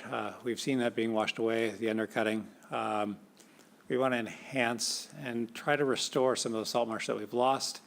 One thing we've noticed, which we'll talk about a little bit later, is we have a very flat site. If we look at where the annual high tide line is, it runs all the way across the parking lot to the coastal bank on the far side. So really the entire site is a resource area. And when we talk about elevation, when we're looking at sea level rise, if we can start actually building a gradual increase, that allows our vegetation communities to go from low marsh to a higher marsh and allow that natural transition to occur. So that was part of the goals. We wanted to utilize a green solution or a living shoreline. We didn't want to bring synthetics in, if we were using gabions or something like that. It sort of gets away from, doing this natural salt marsh project. And we've talked about losing persons. The last two are, again, how to deal with the public and the traffic, and the educational part going into that. Some of that's going to be signage, some of it's going to be access corridors. during the process. So now we're getting to the point of our solution. So what wetland resources areas are we going to impact? So we have land under the ocean. That's adjacent to Pleasant Bay, land subject to coastal storm flowage, salt marsh, land containing shellfish. We have a fish run, coastal beach, coastal dune, coastal bank, and also we're in an ACEC. I'm going to turn over the discussion of what our proposed project is to South Wilkinson. They've been critical in coming up with some of these components.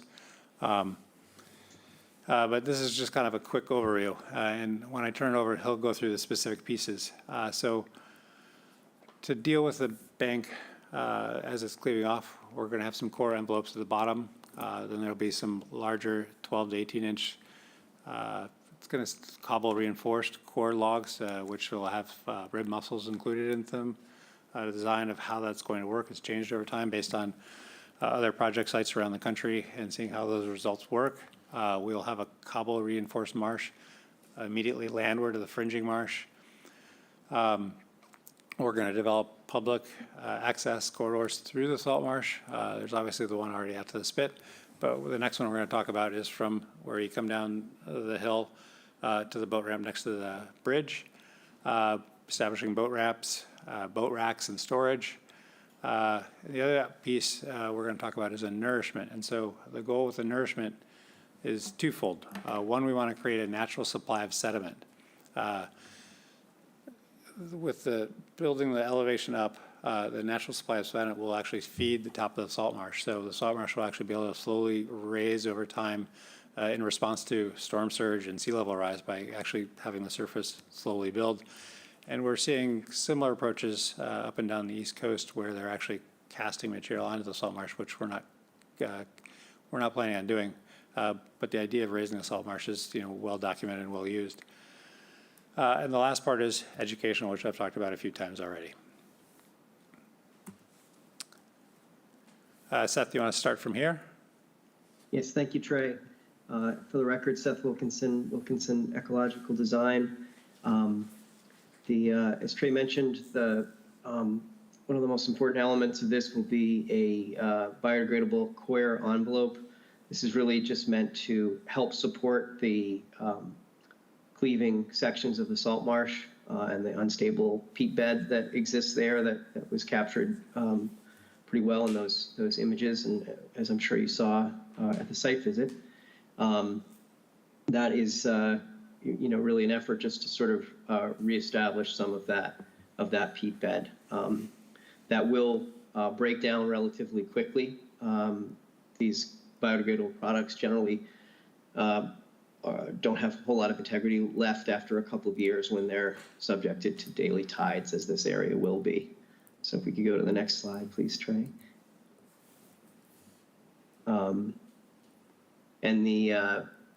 So in order to address that, this next component will be these, what we're calling ballasted coir rolls with colonized rib mussel coir fabric. We've been experimenting, as you've heard, because you did administratively approve a small pilot project in the marsh over a year ago, where we tried some of these. In fact, I made up a number of the bags myself because I guess it was my idea and I got stuck with it.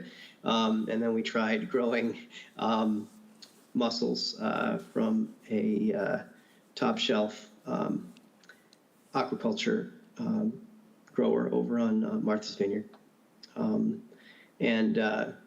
Turns out the rib mussels grow quite well inside of coir bags. The coir appears to provide some protection from predation in the juvenile stage at which they're typically put out into the wild.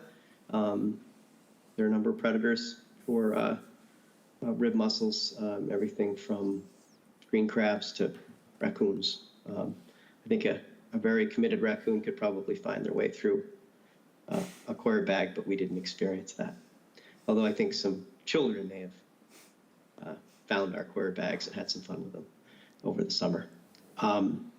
So again, the cobble cord ballasted coir roll would be manufactured on site at low tide and placed to support the seaward side of that soil-filled envelope. The envelope is meant to transition to peat over time through the natural processes that occur in these tidal areas that help to build salt marsh peat over time. Because we do have a varied depth in this area, and we have seen that changing throughout the life of the project. In a couple of years, we've been monitoring closely. You'll get a deep spot closer to where no salt marsh actually exists, where that close to shellfishing sign in that vicinity was.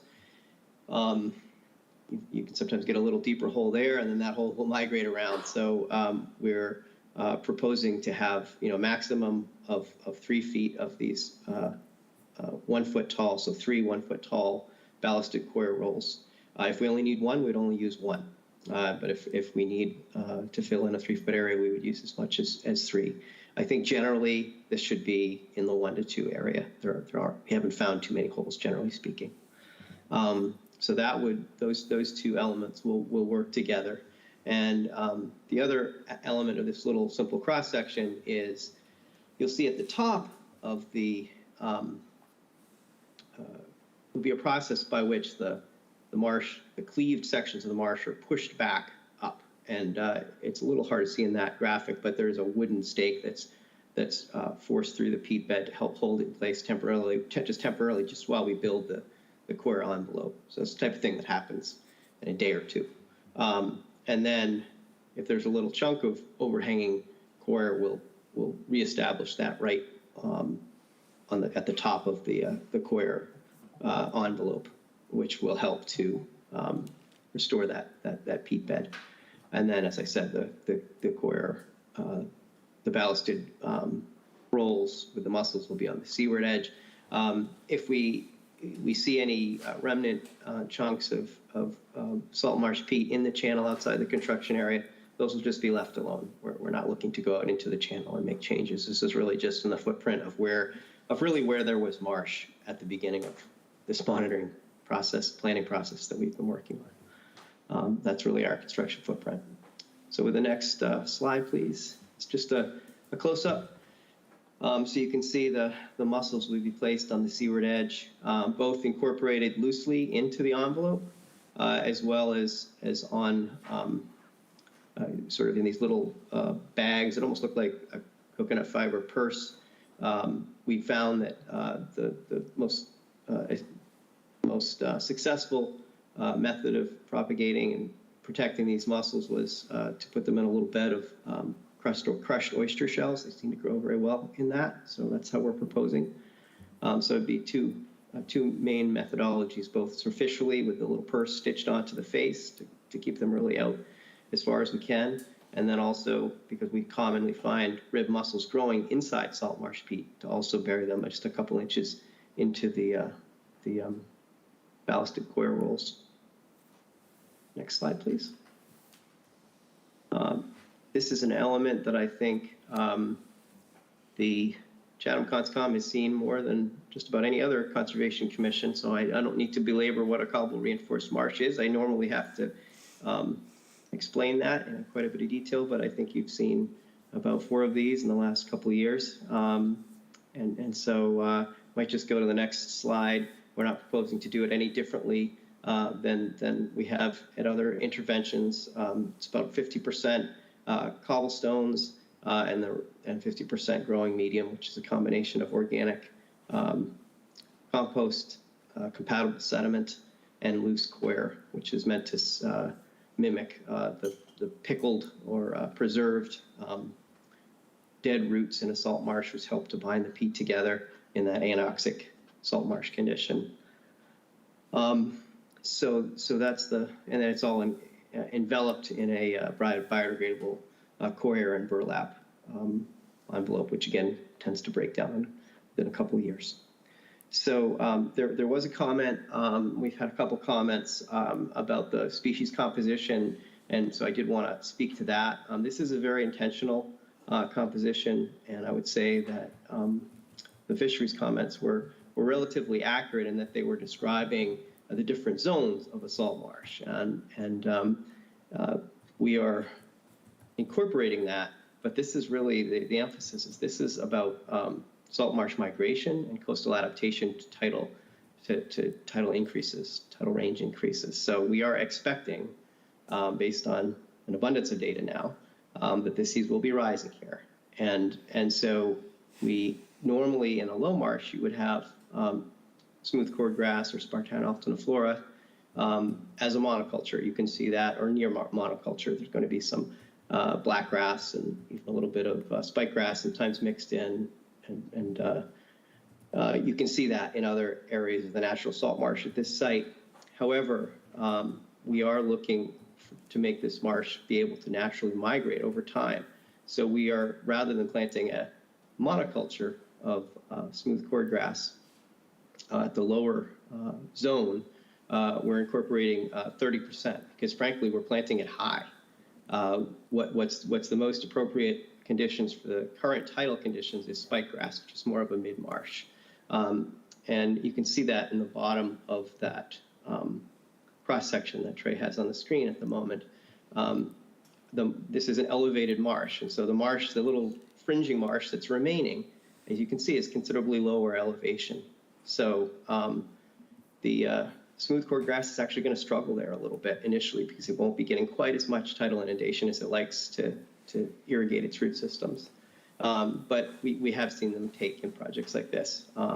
So the idea is that we establish it and be composing about a third of the plants in the lower elevations, and then as the tides increase, as expected over time, the marsh can then move from area 1 into area 2 and probably ultimately up into area 3 based on current sea level rise models. So that concept is carried through. In area 2, we've got the Juncus gerardi, the blackgrass, which is more of a low to mid-marsh species.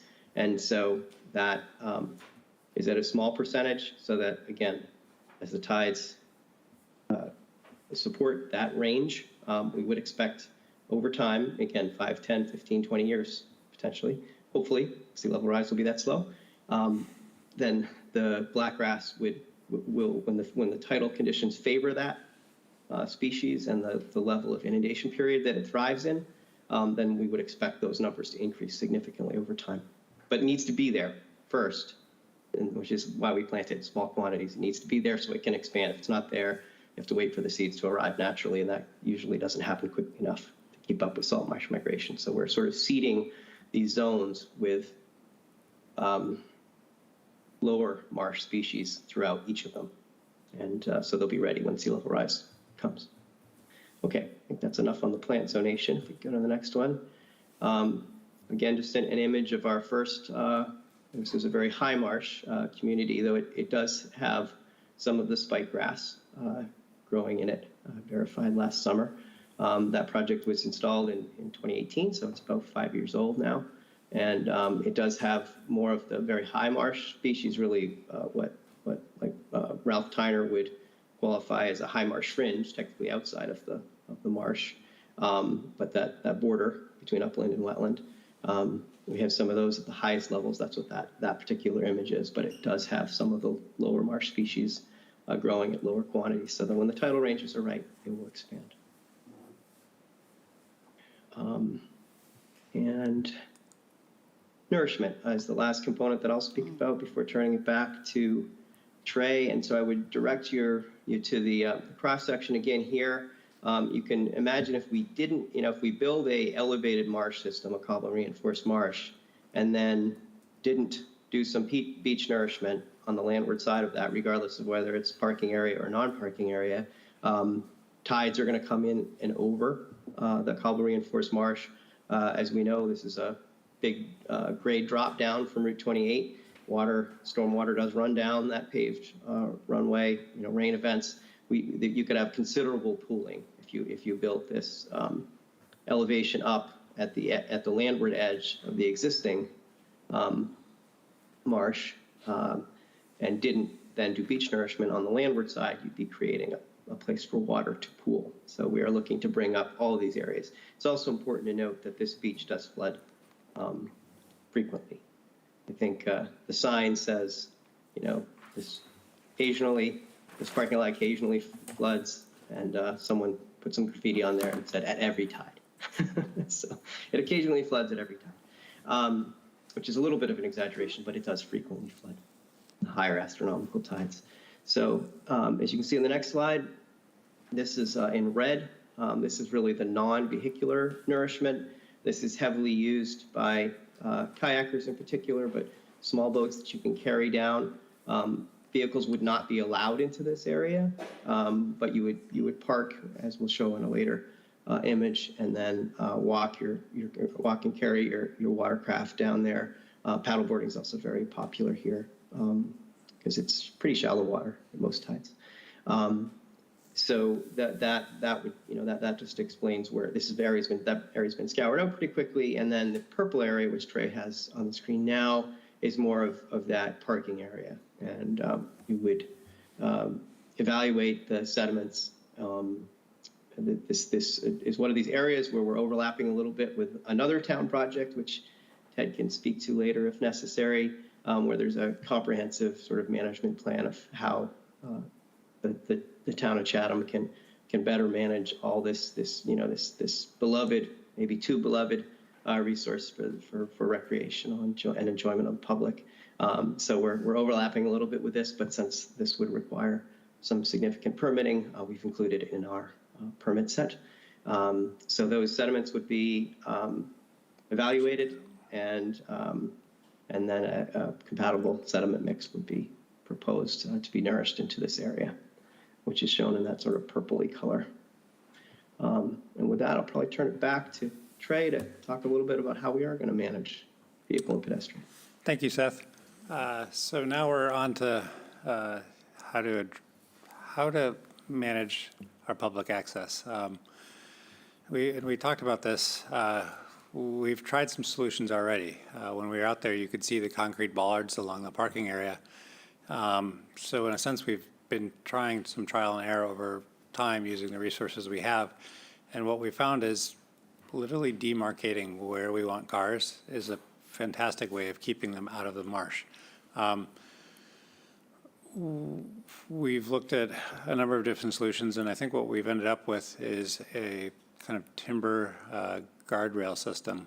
We had initially considered the timber rope system, which you can see in the second row figures. The issue we've found with that is, since we do get storm surge, high tides, when that comes in, we get a lot of seaweed and other material that would sit on the rope and cause it to degrade quickly and make it also harder to clean off. So by going to a wood structure where we have wood posts and then horizontal bars, it'll be much more sustainable. It's easier to clean, and it's also easier to kind of demarcate or visually see where you're at. As we look down to going towards the bridge for that area, we might switch to a rope system, but I still think going with a timber system is the way to go. I mean, obviously, as we've seen in the past summer, literally one by one, oak stakes with literally, it's sort of like kite string, but visually enough that people see it. That kind of cue directs people where we want them, and where we want them, are the established access ways, and we want to keep them off the salt marsh resources that we've just gone through the point of restoring and creating.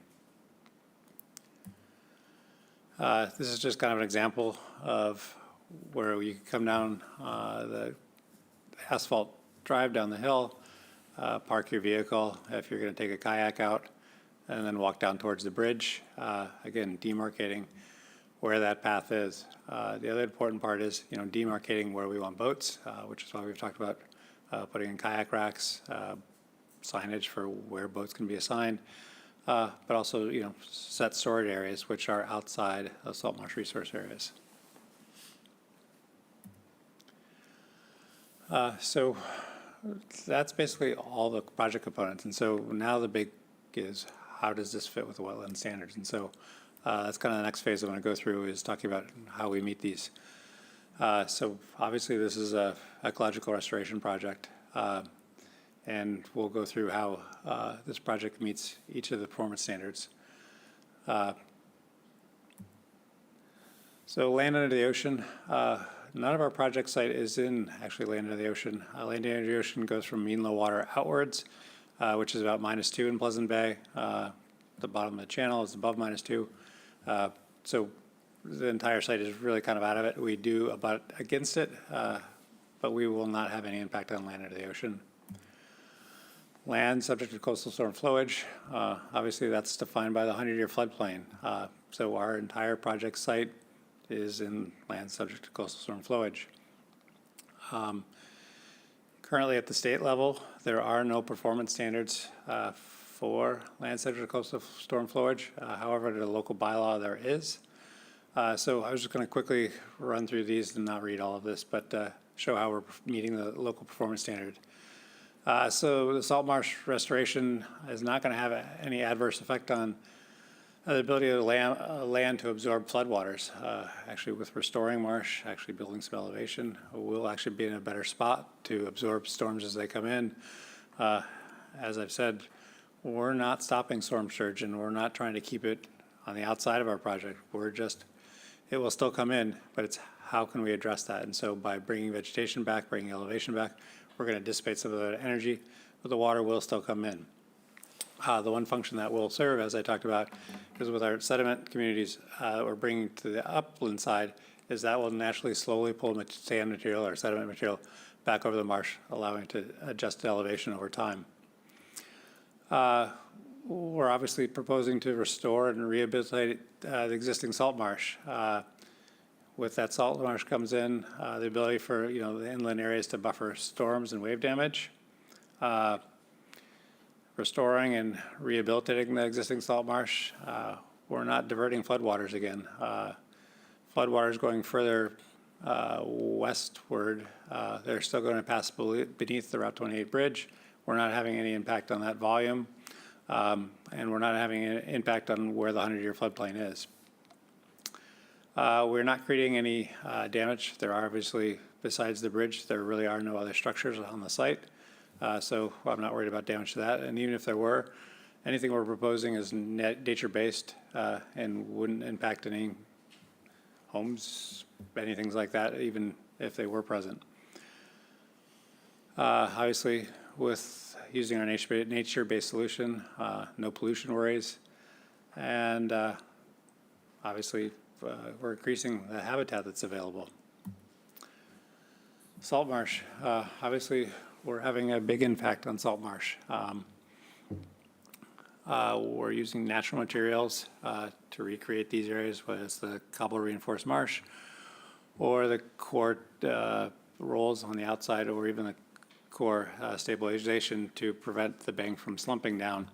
And in all these areas, we're looking at raising the elevation of the marsh, expanding the existing marsh footprint, restoring some of the fringing marsh we've lost, as we saw in the earlier photographs. And so, yeah, we're meeting all the performance standards in this category also. Land containing shellfish. This was an interesting one earlier on that came up during our discussions with agencies. We've been working with the Chatham Shellfish Constable and Shellfish Division to understand what was going on.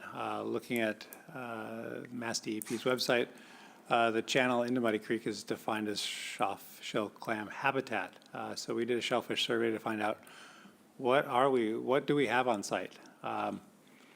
What you can see is on April 14th, 2021, the shellfish found 6 sublegal quahogs, 1 legal quahog, 3 rib mussels, 3 blue mussels, 1 oyster, and also noted during the survey were 2 small flounder, 1 green crab, and 1 horseshoe crab.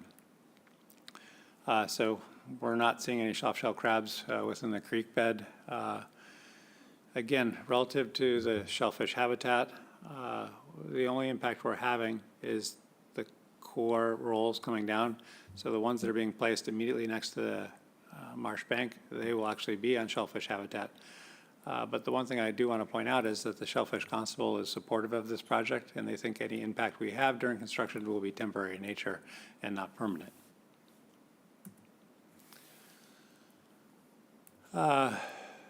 We're on to the fish run. So this is listed as a DMF fish run, and we'll get into this later. DMF did provide a comment letter on this, and they did not find any impacts relative to the fish run.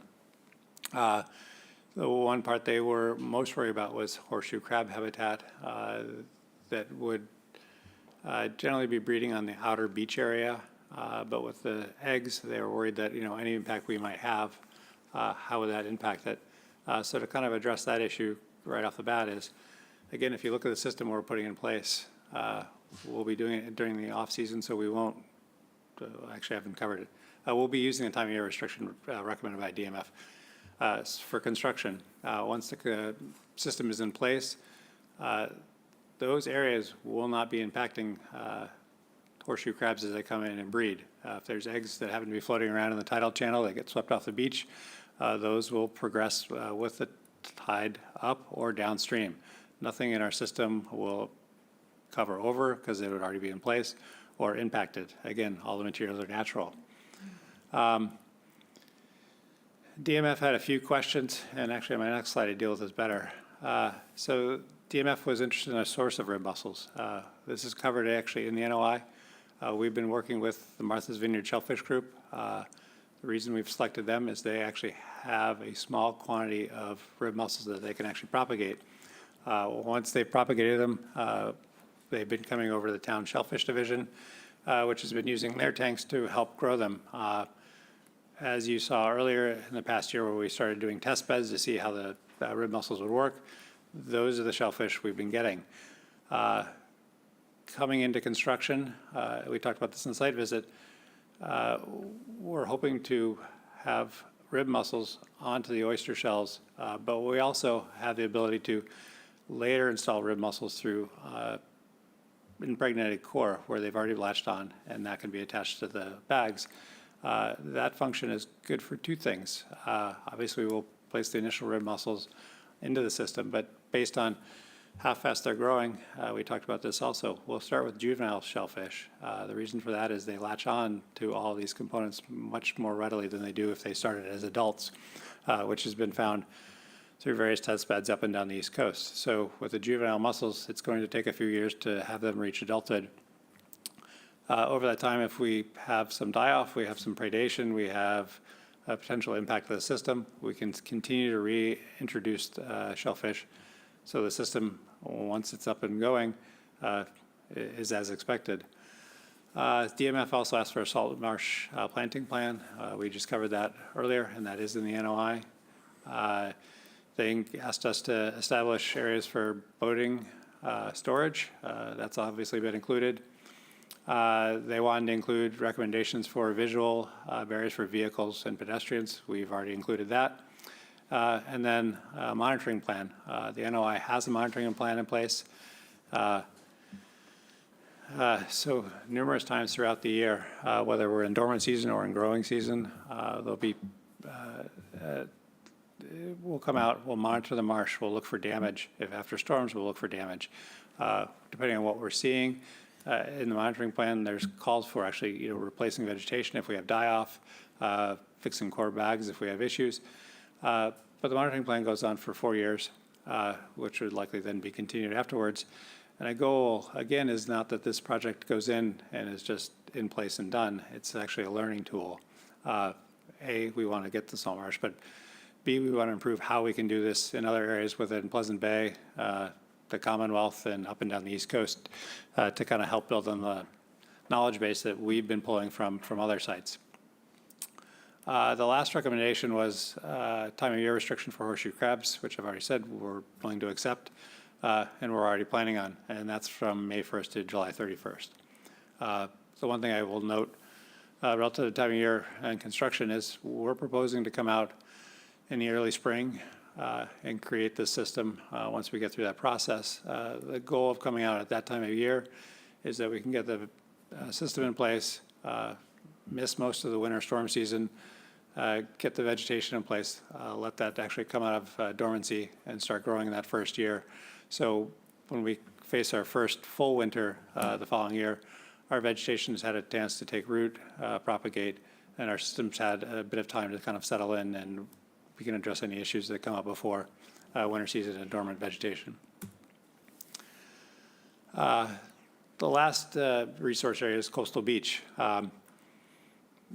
This was an interesting one. As CZM pointed out, the parking lot is actually coastal beach, which all of us scratched our head for a second and then reread the regulations and said, oh, yeah, you're 100% correct. So we are having an impact on coastal beach because of the areas we're working. We've been calling the nourishment areas beach nourishment, which in a sense is different than it actually is. But from a understanding standpoint, you obviously go straight out to an outer beach and you picture the big berm that runs down and out. And in this case, it's a very different beach nourishment. What you saw earlier is that we have two different areas, Area 1 and Area 2. Area 1 is the area from the bridge up to the base of the drive that comes down. And the Area 2 is the one further out in the parking area. In each of these areas, we're going to be required to do a sediment compatibility analysis to come up with what that sediment grain size is going to look like. That sediment grain size analysis, we take samples of the existing material on site, we send it to a lab, it gets graded from anywhere from silts to cobble. In this case, it's going to be sands and gravel. And what we do is then we come up with a mix for construction that follows what's naturally found in those sites. The good thing about that is that we're not introducing sediments to the system that it's not already used to. We're going to be coming out with, I can tell you after playing with it, it's, you know, some fine sand all the way through coarse to coarse sand in the area of Area 1. Area 2 does get into having gravel in it. And the gravel, when we think about gravel, we're obviously thinking about angular gravel that's been crushed from larger stones. And what we're talking about is natural rounded cobble and gravel. So this would be straight bank run out of glacial deposits. And so when it's in place, it'll look like the stone's been there for a long time. That serves two good functions. And we started talking about the rocks while we were on site is we're expecting the sand to slowly wash out over the salt marsh and actually raise the elevation. With the gravel in place, with the velocities that we'll see during storm surges or during high tides, is it will not generate enough velocity to pull the gravel out. So that material will stay in the parking area, which is Area 2, which is great because we don't want to start ponding water. We want to provide access point so it can continue to be a recreation site. And so that source of material provides that. When we talk about impacts to the coastal beach, it's actually our biggest impact area because of the area we're talking about. It's 52,800 square feet, 1.2 acres. Nothing we're proposing is actually going to compromise the beach. It actually sort of enhance it, both on the tidal channel side, but also on the parking lot side by providing natural material instead of other material. And the last area is ACEC. So 310 CMR doesn't have any direct criteria for ACEC, but they do refer to Mass General Law, Chapter 131, Section 40. And as we've kind of talked about all these different components, that particular statute has to do with not impacting environmental resource areas. And with what we proposed, we're actually enhancing and expanding those areas. And hence, we meet all the guidelines under the ACEC rules. Yeah. I'll try to keep this, again, short. Yeah, we've already talked about the fish run. Nothing we're doing is going to impact it. We do have alewife, white perch, American eel, all heading up. They're going up Muddy Creek. What we're doing is providing, again, shelter for those areas. We're protecting the natural resources which would have been present for them passing anyways. It will basically have no impact. DMF kind of agreed with that. And so that's it for now. I'm open to questions, which I'm sure there's going to be a lot of over the various aspects because, yeah, it's not an easy project.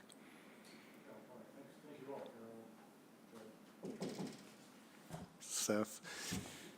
Yeah, I turned off my microphone for a while. So I propose that we take a few minutes. It's time, we'll take a few minutes for a break, 7 minutes, and come back and we'll barrage you with questions. Yeah. Great, thank you.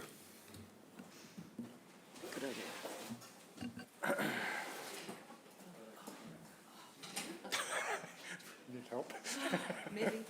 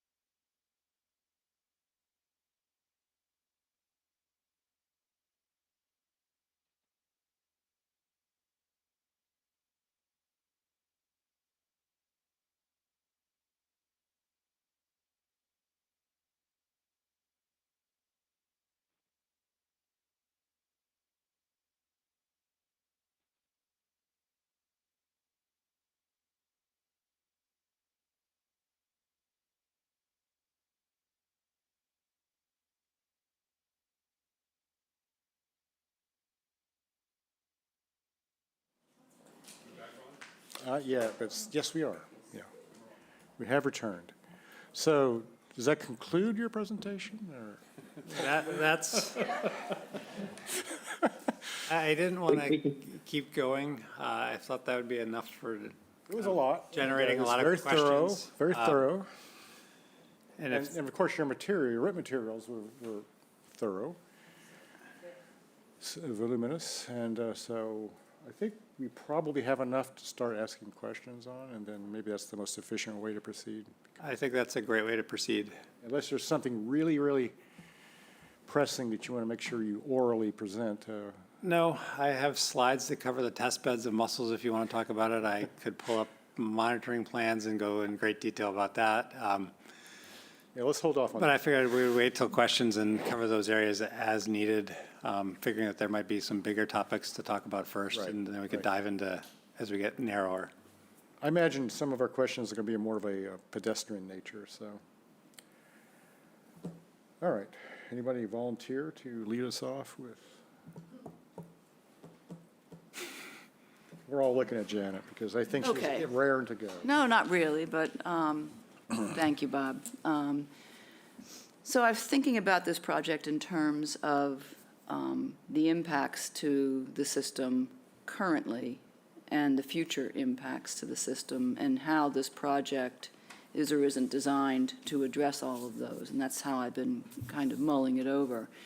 So I know you've made a very clear case that the two largest current threats to the system are the increase in the tidal flow through the channel, which is what's causing the undercutting of the substrate under the marsh, and that, as we just talked about a second ago before we were on the air, is exacerbated by a lot of the human impacts, the foot traffic, the vehicular traffic, the kayaks being dragged, and where the kids choose to jump into what is now a very popular lazy river that goes along there, and where they seem to choose to jump is the area where the marshes had been undercut, so the impact of the additional weight and the traffic of kids standing there and jumping off is just the combination of that.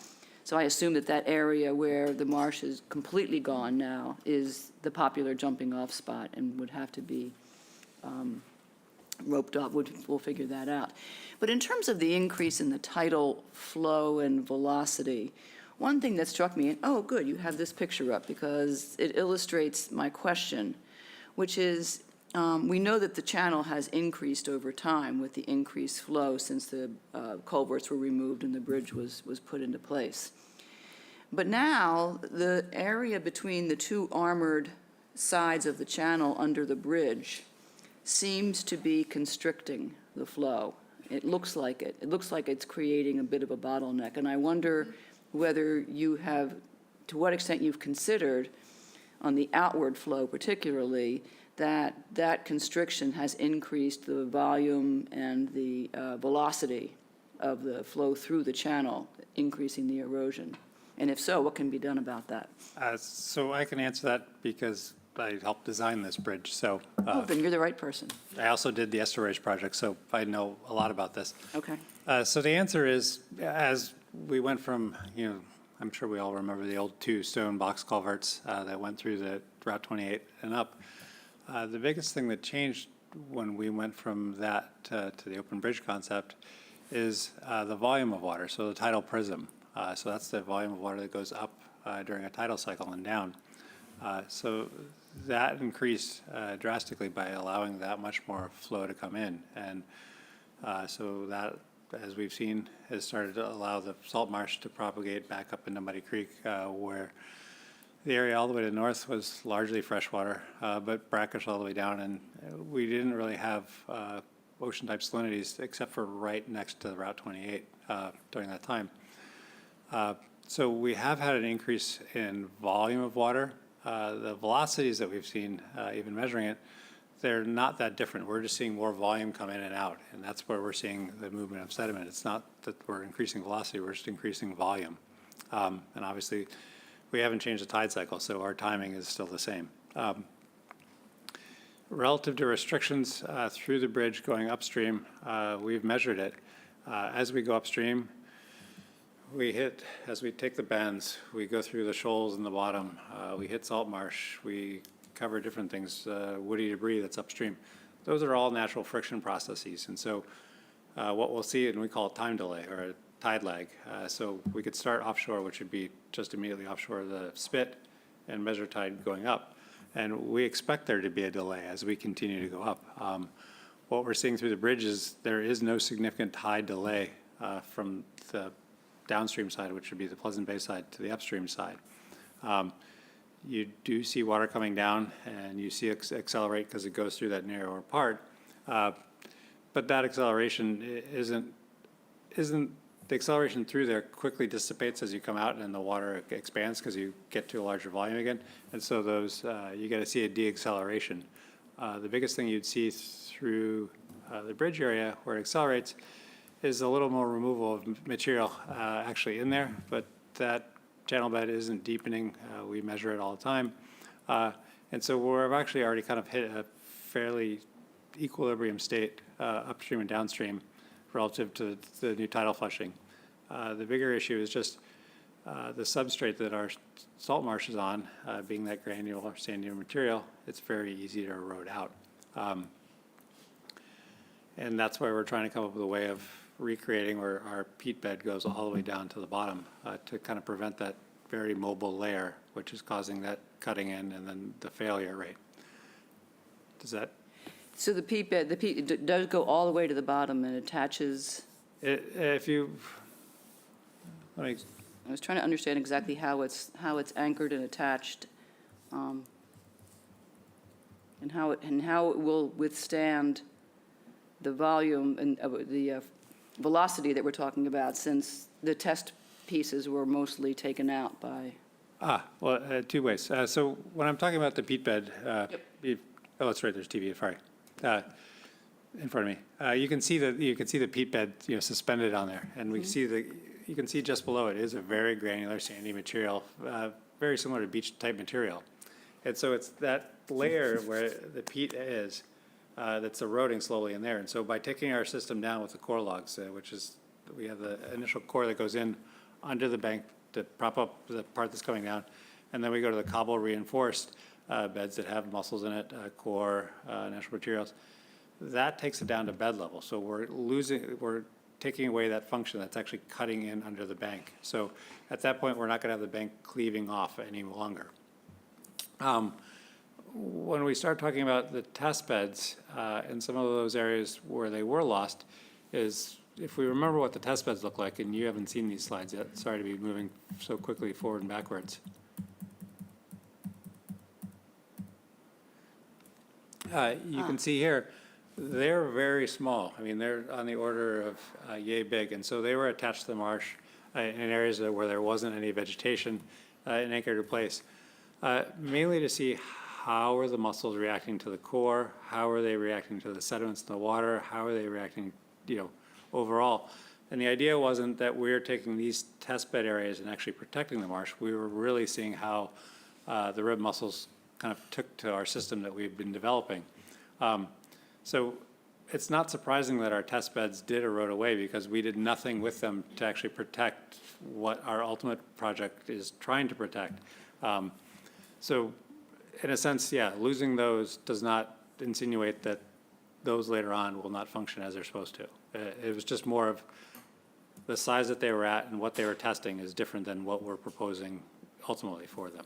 And I know this is probably answered through the detailed in the plans, but I haven't drilled down that far. But what is the plan for attaching, for anchoring, securing these pieces? They'll be actually secured to the peat bed itself, or to the substrate below? To both, and I can show you in the cross section. Actually, the bigger one shows it better. So we have the two rolls. You can see immediately in front, so this would be down by the channel bottom on the left-hand side. There's a white rectangle. That's an oak stake. We also have oak stakes that are running back into the peat bed, which actually help, as our peat separates out, it helps actually anchor everything in place. But really, we're using the cobble, so natural, rounded, heavier material, to actually weight this down. And what will happen is we'll put this in, everything will kind of initially be loose, but as it comes in, it'll be wrapped in place and it'll actually start consolidating. With our mussels coming in, the mussels will actually help hold this material over time. So what we're doing is actually creating a buffer away from the peat bank. But with the gravity, the oak stakes, this should all stay in place. We've measured velocities. All these systems can actually hold up to the velocities that we're seeing in there. If we have larger storm surge events, the higher velocities coming across the upper land actually wouldn't be seen here in the channel because they're actually coming over at a higher level because our water depths get so great compared to this where this just becomes submerged. So the answer is there's no environmental forcing functions right now that's going to strip this out. Again, the reason they were stripped out before is we did nothing with our test beds to deal with the ongoing erosion. Okay. What is the expected lifespan of this kind of system? The expected lifespan is really defined by the core and the outer core. Yeah, but Seth made a reference to when it's in a velocity zone like this is, it's only a couple of years. So that's what I was going to get to. Is so core in like an intertidal environment, which this would be, has a lifespan of anywhere on the short end of 1.5 to 3 years. Over that time period, if we have tears due to a log coming downstream, we can obviously go back in and soak core in and protect those. But our goal is over those 3 years is to let this system consolidate, let the vegetation actually hit maturity, have our rib mussels come in and actually start hitting adult size where they're actually anchoring everything together. So we're expecting over time that our core is going to disappear. What we're proposing is that this system will still be in place because it's actually been able to consolidate. We've had vegetation come in, so we have roots anchoring it. It'll actually become part of the peat bed that we're seeing on the existing marsh. But it's a different material, right? I mean, peat takes eons to form, so when the core envelope disintegrates or begins to degrade, aren't the contents then dispersed through the system? No, that's partially why we're using this mixed grain size of material. With a cobble, they're of enough size, so we're talking 6 to 8 inch rock. They're of enough size and weight along the base of the peat bank that they're giving in place and always kind of slowly obscuring and slowing the tidal velocities along the base of the channel. We also have cohesive sediments, the core and the mussels, which will actually start binding together. It won't become peat immediately, but it'll actually be a bound surface, especially once we start introducing plant roots to it to hold it all together. So yeah, in 3 years, this will not be peat, but we do think it'll be a material that can actually hold together. And can you refer us to any examples of where this has been done and has been, either successful or failure, because you can learn from both? There's not one of exactly this system, but we can send you journal articles about using rib mussels, the core logs, cobble reinforced marsh. So all these components were not coming out of left field. But you're putting them together in a different way than they... We're putting them together in a slightly different way just based on our site conditions. So obviously the commission's seen cobble reinforced marsh, and so we look at that, and that wouldn't be appropriate on the channel side, but it is very appropriate on the edge of the fringing marsh going landward. The cobble reinforced core logs and also the idea of how to stabilize the bank has been done in different areas. Introducing rib mussels has been done.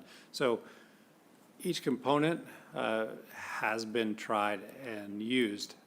We're curious to see how it works in our environment, but no one's had a site exactly like ours. Each of these vary slightly just depending on their geography, elevation, what's their upland look like. In this case, we have the added stressor is that we're in a public recreation spot. A lot of these have been tried in more isolated salt marsh environments where you can go in and put the system in place, and we're not dealing with public at those sites. So that's the big kind of outlier in our project, which is why we have the education component and trying to deal with corridors and seeing how can we educate the public make them understand why the salt marsh is important. And I think, as we talked about before, if we were a decade ago, I think this would be a harder conversation because I think it's been had. People are hearing about climate change. People are trying to decide, how important is this relative to my house, my life, my recreation? And so these are ideas that people are thinking about all the time. So by putting this in place and then actually making fairly simple signs that are not hard to read where they can do this, even while they're coming to the beach, they can start learning about the different components of our project. Why do we include sailfish? What do they do? Why are they important? Why aren't we including oysters, which we talked about? And just for everybody that's not here, it's because they're commercially viable and people can actually harvest them and eat them, which would not really benefit our project. So it's an education component on that. And so we're hopeful that we can educate them. We're hopeful that our trials of seeing how we can influence how they move about the site becomes successful. That's one of our largest stressors of how will this be accepted and how will it be utilized. I think that's for everybody to consider, but certainly one of the exciting opportunities that this project presents is not only you're testing something that hasn't been done before and could lead to a whole different new breakthrough in solutions and nature-based solutions to these areas. It's a great learning opportunity for us seeing all this put together, but I think it is a wider learning opportunity for the public. That said, there's a lot of challenges in there too that we'll have to deal with. But I do have other questions about how the nourishment leads to the thin layer deposition and the migration of the marsh, but I'll hold off on that because that's not really tantamount to this part of the project, and I think the other people have questions, so thank you for now. No problem. Trey, could I just follow with one comment that might be helpful for the whole commission? There was an alternatives analysis that was submitted, I believe, as part of the notice of intent, and that really helps to illustrate how there really in Massachusetts are not any good feasible non-coastal engineering structure methodologies for protecting salt marshes. Presently, you can't use a coastal engineering structure to protect a salt marsh, nor should you, in my opinion. And all of the other sort of soft alternatives that we have, we felt really would not have a very high likelihood of success here. So we were, this is very intentionally a pilot study of methodologies, various methodologies which we have been working with, as Trey explained, trying to put them together in a way that could be used to protect the salt marsh.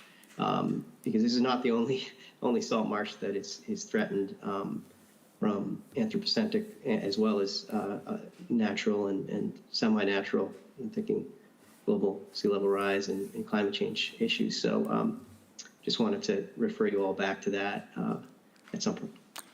Just for clarification, the alternatives analysis was in our MIPA filing, which the commission does have, but I can send it in again, and you guys are all welcome to read. We did not include the alternatives analysis in the NOI, just what our preferred project was. But that's all written and ready to go. It's already been through MIPA. I just have a couple of procedural type questions. You got comments from DMF, correct? Fish and Wildlife, from CZM, and I don't know who else. Others. So far, the only comments we've gotten since we filed the NOI is from DMF. We are outside natural heritage, any of the endangered or priority habitat areas. So that's not a concern. Fish and Wildlife hasn't commented, but we. I thought they had. Okay. It was through fisheries. Okay. And so that would be on the fish run, and they're fine with that.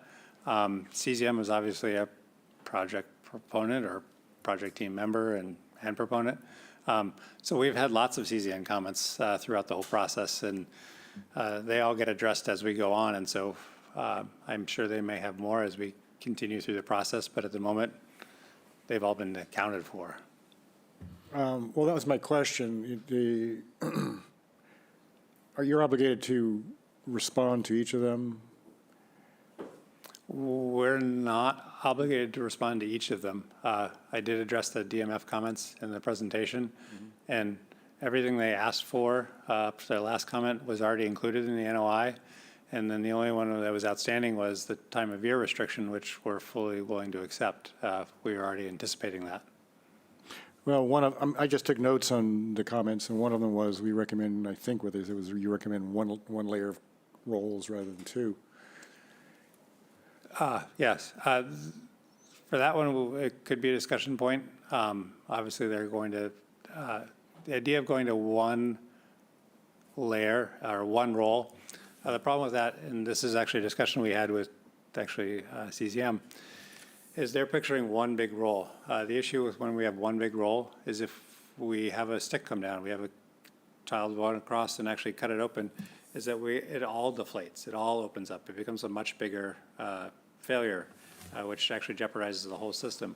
By using smaller rolls, we can build on each other, and actually we're starting to contain where that damage could take place. And so it actually adds longevity to the system by, kind of compartmentalizing as we go up. We're having core fiber that's actually throughout the system because it actually helps the muscles and everything else actually kind of bind together. So just the added volume of core is actually already included in our calculations for how everything is composed. So the idea of going to one roll would be actually, it would jeopardize the project. Well, aside from whether one or two is better, my fundamental question is, for the questions that you've received, we're not experts in this. No. So we're relying on them, the experts, to give you comments at the expert level. Yes. And I think in some cases you have folded in, or you have accepted some of their comments in a way, but in other cases like that one, maybe not so much. And so what I'm trying to figure out is whether or not we don't have to worry about making sure that you follow all the comments that they gave you. Are you going to respond to them in some way? Or you work it out? Sure. I'd be happy to respond to them and see if we can get a secondary letter out of them, which would update the commission on what's going on.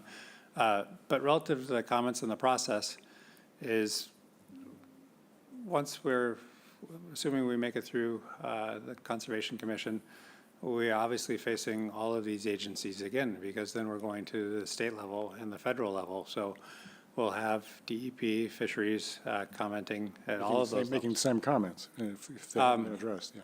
True. So, yeah, okay. Again, this isn't our last stop. And part of what we're expecting, and similar to what we've had for the last 3 years, is this continuing evolution. As we'll get a new paper in and we'll read it diligently and go, this was actually recent. We actually increased the number of oyster shells that we were actually putting in the bags because they were finding that, upping that percentage, because I think we were initially at 3%. I think we were jumped up to 7%. I could be off. Produces a much more stable roll. And so we're learning as we go. And so as we continue through this process, permitting is slow. I'm expecting that we'll be continuing to update based on what we've learned, but also based on those discussions as new studies come out or new projects that get tested. So again, this is sort of different in a sense from more of a infrastructure development project where I'm building a home or something like that and it's going to be in place. We're expecting this back and forth, and actually through our monitoring plan, it actually builds in criteria where we can adapt again. And the reason is we're trying something that's been tested, but is obviously not a fully established technology. This isn't when we're talking about, the decking on the walkway going out, where, these are fairly established technologies and pretty set in their way. We're adapting. And so even in our post-construction, we're going to be adapting to what we're seeing and how environment changes. Yes. Do you have a formal plan B if the rolls collapse, wash away, and then what's behind them begins to wash away? Is that planned for? Because I didn't see. If we lose, we have a large storm or whatever type of event, and we start, the bags all open up and the material goes out, we lose our shellfish, our plantings disappear. The answer is we could easily clean up the site. They're all biodegradable materials, but we would pull that material out. And we'd be left at where we're at today. The one thing nice is that we're not actually impacting any of the salt marsh that currently exists. We're not actually excavating any part of the peat bank and destabilizing it. We're not excavating the channel, creating a scour zone. We're actually working with what's out there now and not actually disturbing it in any way where we'd have to go restore that again. Right, you're not expecting for the matters to be worse if it fails. Okay. The other big component of this project, at least I think from my perspective, maybe from the commission's perspective, is the human component, which is where, how, we've talked about it some, signage, guardrails, ropes, whatever. And that's sort of addressed at a high level here in this. And you, Ted, have already said you intend to come with another plan that talks in more detail about that aspect. But it's to me, it's pretty integral. How that's handled, I think, is going to have a lot to do with the success of the project. And so it would be ideal, from my perspective, if we knew more about that in this application. But Well, we all recognize that the human component is part of the problem, and hopefully, we will be managing that. There's only so far we can go, in a sense. We're not going to put barbed wire up. We're not going to, have police down there and write tickets every time someone, goes off a path. So what we need to do is define where people should go, put the proper signage up. The guardrail system that we're proposing will sort of take the place, presumably, of the stones and the concrete blocks out there now that have done a good job for the vehicle kind of addressing, but people walk through them. So it doesn't really, we knew that. So I'm not quite sure that the master plan that we're working on as a complementary study isn't going to come in this area where this project is with a whole new set of, people controls, because there's really so much that we can do. I'm not sure what, thoughts you may even be thinking of, don't have any. Yeah, I mean, people are going to go into the water. They're going to follow the currents back and forth. They're going to launch craft. We're going to have, again, the barrier. We're going to define where people should be going. We will be providing educational signs and just general signage of, access that way kind of stuff. So unless we really saw an issue that was, wow, look what they're doing, we've got to address that topic, I'm not sure how much further we can go. It is a very popular public recreation area. People run all over the dunes we have now at Harding's Beach, even though we put signs, don't go on the dunes.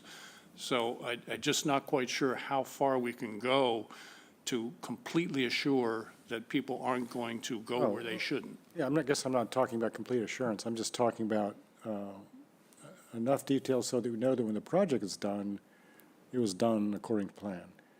It's just our typical sequence of events where you come to us before us with a COC request, certificate of compliance, I guess. I don't know if this falls into that. I guess it does. It's an NOI. So how we know that everything that was proposed was done, and that includes the signage and so forth. So I'm just saying that some of the discussion of that is a little bit, it's a little higher level of abstraction than I think is ideal for us, for our purposes. So is there any more detail that you can provide in terms of how all that's going to work? That would be good. That's all. So it's in the written stuff. Yeah. We could update the plans to show where we're proposing the wooden guardrail along. The definition of what the signage will be, I think, is going to actually evolve over our permitting process. Part of what we're doing is talking to agencies and seeing what works. The The one thing CZM has found as of recently with a lot of their different projects, so verging from coastal projects to flooding projects, is community outreach and how important that is. And it's interesting, they had a conference where they were talking about it, and the abject failures where public outreach didn't work, while other ones that did. And so, again, how that works is sort of a learning process. Like, we're starting to, they're learning, and we're taking that information of how to outreach. Also, it's like, oh, if we get school kids involved, all of a sudden they go talk to their parents, and it becomes, so I think part of our process of how our education component will go is evolving over time. And if I told you exactly what it was now, I would know immediately that I'm sort of lying to you, because in 3 years it's going to be completely different, probably. There might be a couple threads through there, but it's going to evolve. So we are going to have signage. I can't tell you what it's going to have on it yet. That's going to change. I can tell you that we're going to have the guardrails or fencing on there, and I could show you exactly where. I mean, we talked about them on site. Relative to, vehicles, if it's, outside that guardrail area, if they're in the parking area, there's only so much impact we can have. And again, I think our education component, signage, showing up at meetings, talking again, whether it's recreation meetings, it's going to continually be an evolving process. I'm not suggesting that you have the content of the signs nailed down at this stage of the game, but I think for the stuff you've submitted, showing where the guardrails will be, I think is useful. Okay. Particularly for a project like this, we do ask to see where they're going to go. That's not on the plan. I thought it was. It is on the plan. It is on the plan. Is I was it? just going to Okay. mention, I think of the piping plover program. Yep. The ropes and the signage for that. And Right. people, we've all learned not to do that. Exactly. It did take a little bit of time because people were curious, but over time, we all have learned to mind our business and not go near the birds. But I think that probably developed over time how you kept us out of there. And we modify that depending on the habitat and Right. it changes and say, well, people are going over here, so let's improve the signage or the fencing in that area. Right. So, we will be it's a very popular place. We're going to be down there a lot checking on things, and if we need to deal with it, we will. If someone starts walking over a particular area, it's not like the project has failed. I mean, there may be some impacts on that one area, and we'll try to, deal with that. Right. So, I'm going to piggyback on what Bob has been saying. I think, before we came back on live, I was saying that there's this one area the kids love, in the salt marsh, kids love to jump off of. I think we're talking about signage to keep people on paths, but I think we also need something to keep them from getting out of the water and up into the salt marsh areas. And then the area across from the area we're discussing that has nice salt marsh, I will tell you, we might want to also add something there because the kids are using it. And I only know because I go with my grandkids and I watch everybody. So I think so we don't lose that side, we need to think about that. And then I do have a question about the core rolls. Do they stick out from the bank now? When you're putting them in, and they're under the peat and everything, do they stick out into the water? Is there a chance these kids who are in there all the time are going to be attracted to them or, might be playing with them? I'm watching these, when I'm there, and I agree education's important. One of the problems is we have a huge amount of visitors, the renters, who are using this because it's free. Mm-hmm. And they won't, public, dispersing knowledge in the Chronicle or whatever, they won't have seen that. So I think we really do have to be good about education out there. So to start with your first question, nothing we're doing is going to change adolescent or kids' behavior. I mean, it's been going on since we were all kids. I mean, I watch the kids out there and go, I would have been doing the exact same thing if I was a kid here. So in that sense, the education component is maybe less for the younger kids, maybe more for the older kids, but really for the adults. So, they can go, oh, and then, have a conversation. But the idea of fencing off the salt marsh from the public, that's obviously not going to work very well. A, it's a recreation area.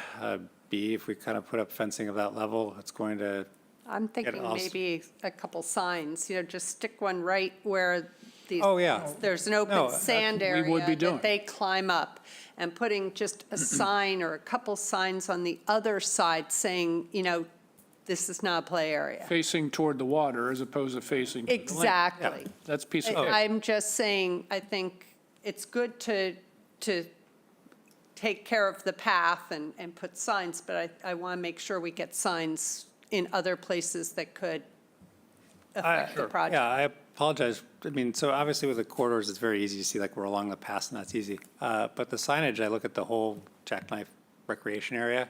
So even as we go down to the dunes, it's like, why is this dune important? So we're not just dealing with our project, we have all the resource areas which we're directly involved in, but it's, looking at where do people use this? Where do they come from? How do they get here?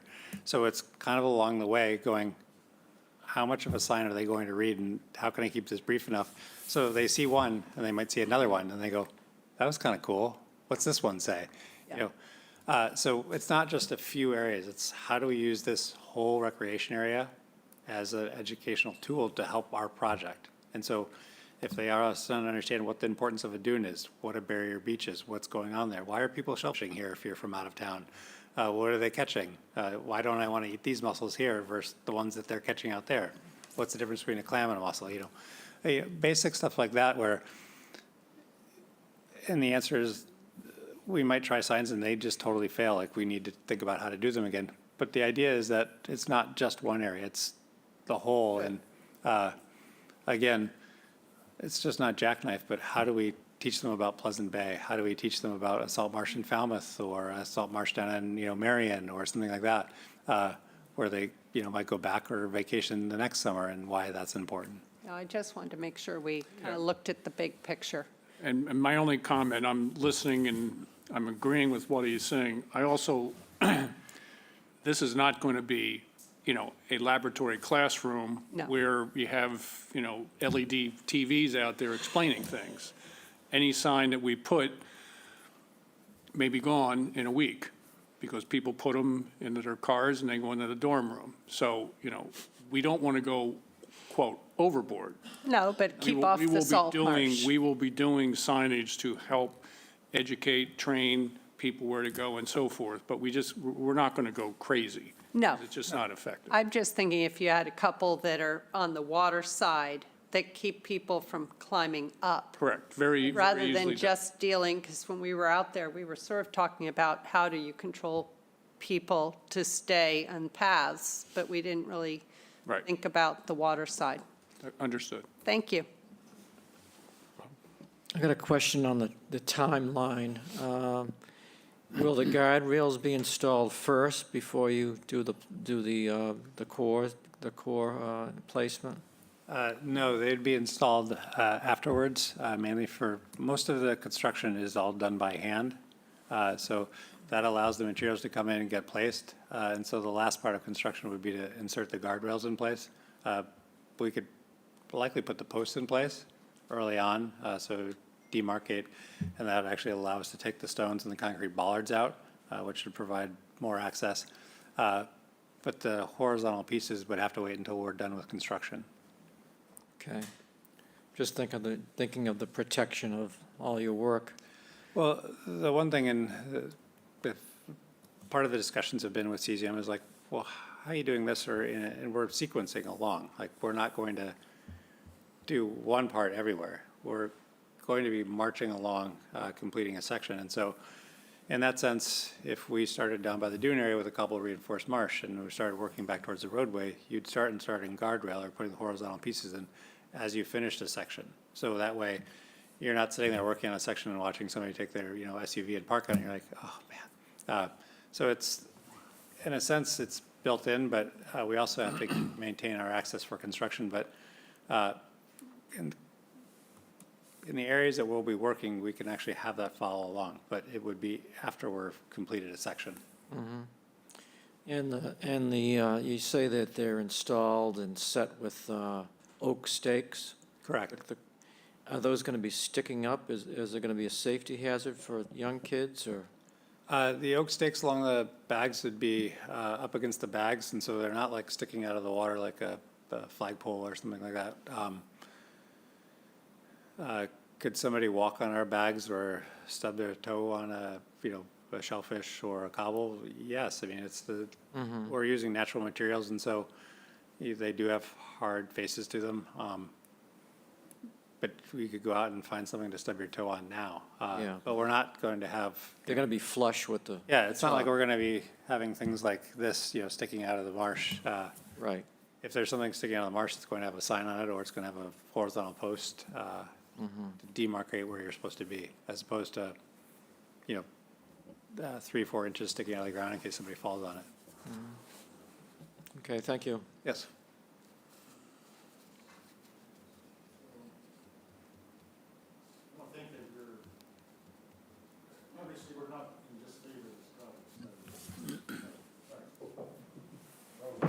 No one can hear me, thank you.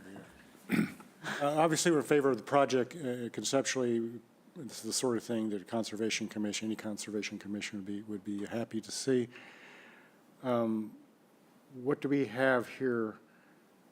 What do we have that is something that we would like changes to, or additional information? Additional information for me. So thank you for these slides. I did still have some questions about how considerations of climate change and sea level rise have factored into this plan.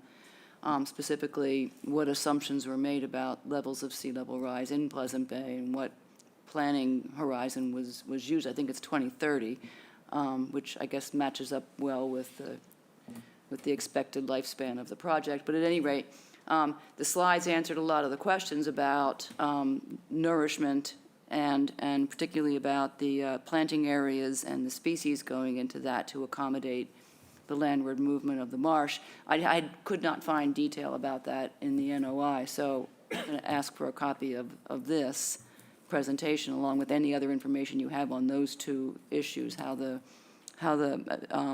I looked for a nourishment schedule in terms of how it's going to be done, how often, the frequency, the volume, grain components and things like that, and I think that's the next area I'd like to. Yeah, to answer that, so looking at sea level rise, if we go to the states curves, if you look at what they are, they're on a probabilistic method. And so when we start talking about how probable some of those are, some of them have like a 0.5% chance of happening. So when we've looked at the sea level rise curves, we've stayed more with IPCC and NOAA's predictions, which are actually lower than the states. And again, we're looking at a lifespan that's not 2100. I mean, this is a soft solution, and a soft solution that can evolve over time. So right now, linearly, we're seeing about 11 millimeters per year, so 0.9 feet every century. And so we're currently based on linear trends. We have not seen that acceleration. If you actually take the tide gauges for either Newport or Boston and actually plot them out over time, we're still on a linear trend. We have not seen that. And so with the lifespan of this project, which isn't a bridge or something like that where we need to consider something higher, this is a great way to actually, even if we did see this, by the time we get to the point where we're actually accelerating, we're probably past our project life. But also, if we look at our facility and at the elevation of the parking lot, it's actually below annual high tide line. Past a point, Jackknife Beach becomes unusable. So in a sense, we're not projecting out very far with sea level rise. But what we're doing, and you can see that with our vegetation plan, is we're actually anticipating that we're going to start migrating landward with those communities as they move up. We've had discussions, and what do we do with Jackknife Beach after a certain point? And that's obviously a really hard topic around the town to talk about. And I will say there is no distinct answer yet. But when we brought it up, it's like, well, can we migrate all the way across the parking lot? Well, yeah. You see people with their eyes going, what? What do you mean? And you're like, well, here's curves, here's what's happening. And some of those discussions they're difficult. And that's part of, we don't know, past 2030, where we can go. And I don't think that's a problem. I think that's a larger discussion the town still has to have of how are we going to address this at all of our public areas or town resources as that happens. But this proposal is essentially a short-term solution to current problems with a partial eye on what is likely to be coming beyond that point. Obviously, if this wasn't Jackknife Beach with the resource area, we would be looking at how do we take this all the way back to the coastal bank? How do we populate all of that? It'd be a different project, but a different area again. So in this sense, we're here. We have a shorter term project based on the life cycle and sea level rise. But again, it plays a bigger factor in how the town does things in the future, other places. Yep. Yeah, I'd be happy to provide this presentation. As I said, if you want to read our MEPA filing, which actually runs through all of it, I can send that in too. I'd love that. Thank you. And yeah, again, asking questions, this is great. This is half the reason we're out here is, again, people asking questions and learning along the way. Thank you. Appreciate it. You're welcome. All right, so I think we need to move. You have a question? Are you going to allow public comment? From you? Yes. Well, you usually ask for it, but David Little, we're all aware that projects of this type, and I'm not talking about what's happening landward of the ballasted choir rolls, but I'm talking about the rolls themselves. We're working in a very dynamic area. We're working in a resource area, and it's going to require maintenance. So I didn't see the notice. Is there a maintenance protocol associated with this? And then is there even a deconstruction protocol if this just fails? Because I see that, and I'm sure Seth would agree with me, there's going to be a significant amount of maintenance associated with this. And if all of a sudden we're changing the dynamics of the area, we want to be able to get in there to do it and get out of there without hurting the resource area. So that's my only question. Thank you. So the monitoring plan does have a schedule of what we're looking at what point do we generate maintenance, what that maintenance is, and that'll be depending on what they're seeing in the field. And there is a construction protocol all included in the NOI. As for a deconstruction protocol, we don't have one in the sense that we're, again, not expecting to put this in place and forget it. Like, this is an ongoing project. When we're done and actually finish construction, we're just done with, I don't know, phase 2. And then it's on to monitoring, maintenance, and then how to evolve this and how to take this forward. Again, we talked about this in the field. This isn't a one and done. This is an ongoing project that the town's going to be involved with until likely there's not a Jackknife Beach. And if I could just follow it, I think it's important to note, just for clarity, that while these are ballasted coir rolls, they are not fiber rolls. And I think fiber rolls do have more associated maintenance with them. There is every expectation that the coconut fiber that makes up these ballasted rolls will break down. Some of it over time will likely be incorporated into a peat material with the sediment in the process that Trey explained. And what we expect to persist are the cobble and the mussel community, which ultimately we're trying to set the stage so that a mussel reef can be established here in the long term. And so we're never going to be able to give you any sort of a very specific design life for something like this, because we're using all natural materials, and the only way we can provide a real specific design life is if someone can tell us exactly what sea level rise model to use. Then we could do it, but nobody can do that. So it just seems like a pretty steep mussel reef if you look at what what the landforms that mussels usually grow on versus this. This just seems steep, and I just expect it's going to need maintenance. And the maintenance is provided for in the protocol. Thank you, David. So where are we here? We've been here a long time. We do need to move on because we have other business. What have we asked for? What do you think we've asked for? More information? More information, yes. Specific information? I'm keeping a list if you'd like, Mr. Chairman. Please.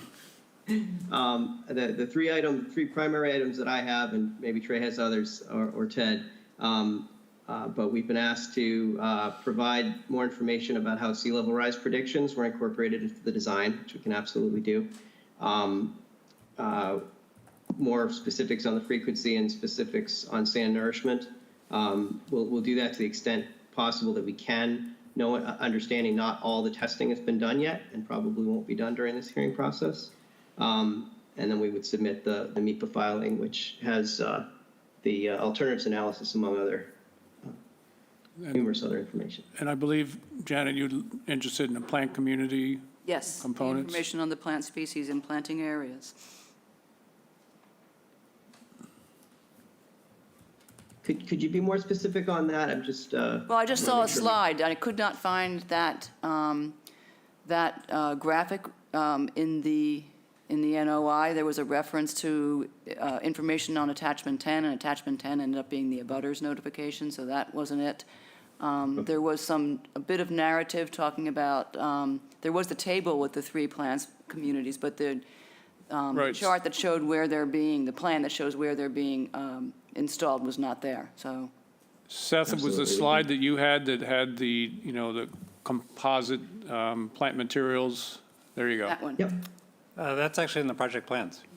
Is it, the whole thing? I went through it twice here today. Okay, I'll look again. A lot of words. The big file. I know, I'll look. Bottom lower left.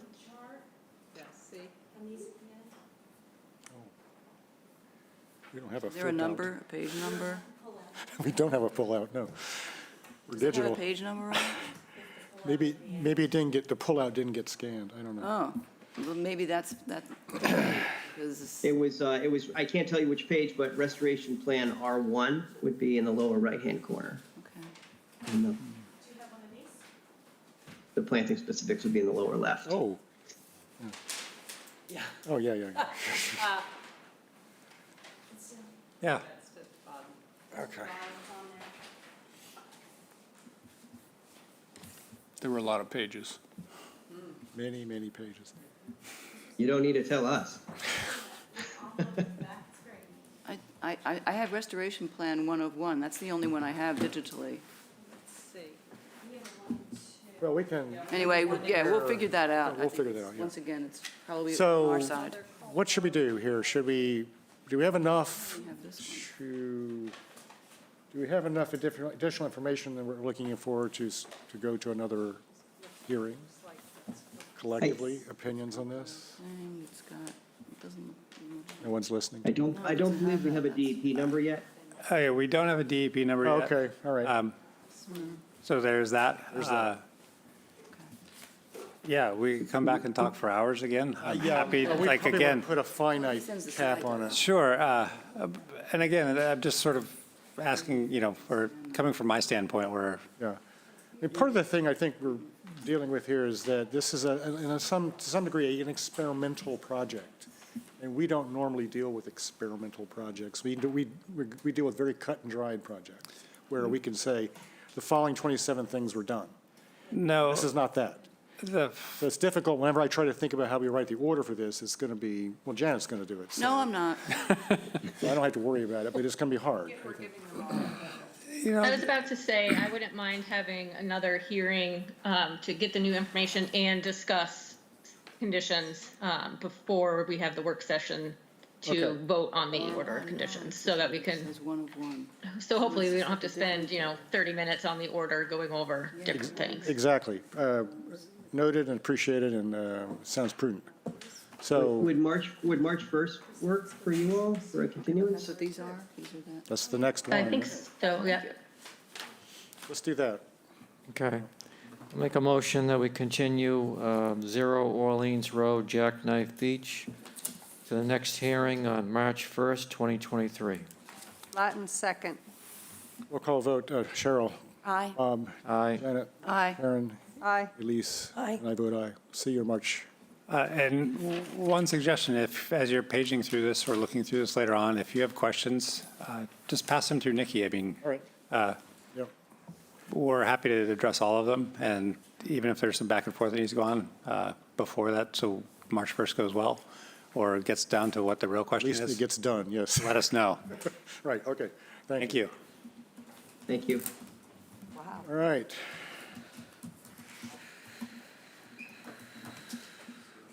All right, the next one, sorry, the dogs are barking. 613 Stage Harbor Road, Town of Chatham, Old Mill Boatyard, map 13A, parcel 224, SE 103606, proposed timber stair replacement. I'm Catherine Ricks, Coastal Engineering, here on behalf of the applicant. I'm going to share my screen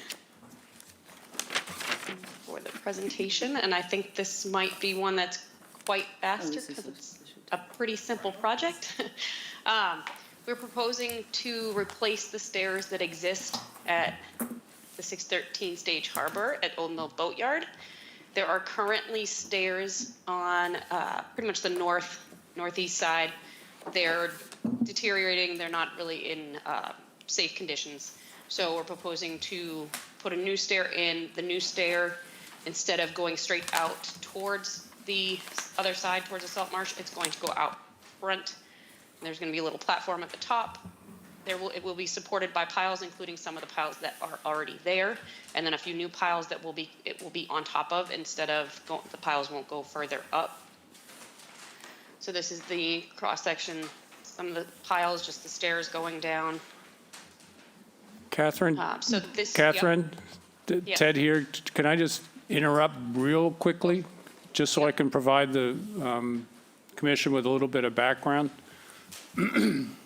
We're actually proposing a set of stairs almost identical, only slightly smaller than had been before the commission back in 2015.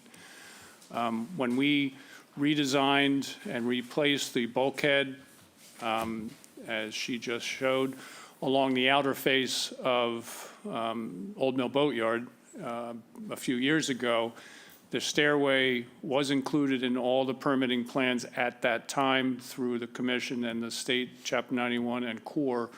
Funding reasons required us to remove that because we couldn't afford it. We were budget tight because of the expense of the bulkhead system itself. So we deferred building that, and then subsequent to, the completion of the bulkhead project, we went back to get funding for replacing that stairway. And at that point, further discussions, came to the conclusion, let's modestly change the footprint to slightly smaller. And we kind of thought about it more, and with a lot of public input, decided let's put it where the existing stairway is. So that just gives you a little bit of the history that, this is not a new proposal in a sense. It's just new in the fact that we're putting it over where the existing ones are, which are absolutely in disrepair, and I don't know who built them and whatever. It is a requirement that we have for Chapter 91 to provide the shore access, as I know you all know, a very popular place to access those flats for shellfishing, commercially and recreationally. And again, just a requirement of Chapter 91 to maintain access.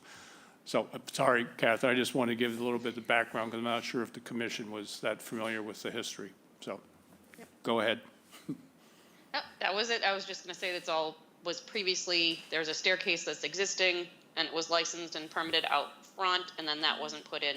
And then these pictures just show the disrepair of the current stairs, which is the approximate location of the proposed stairs. Okay.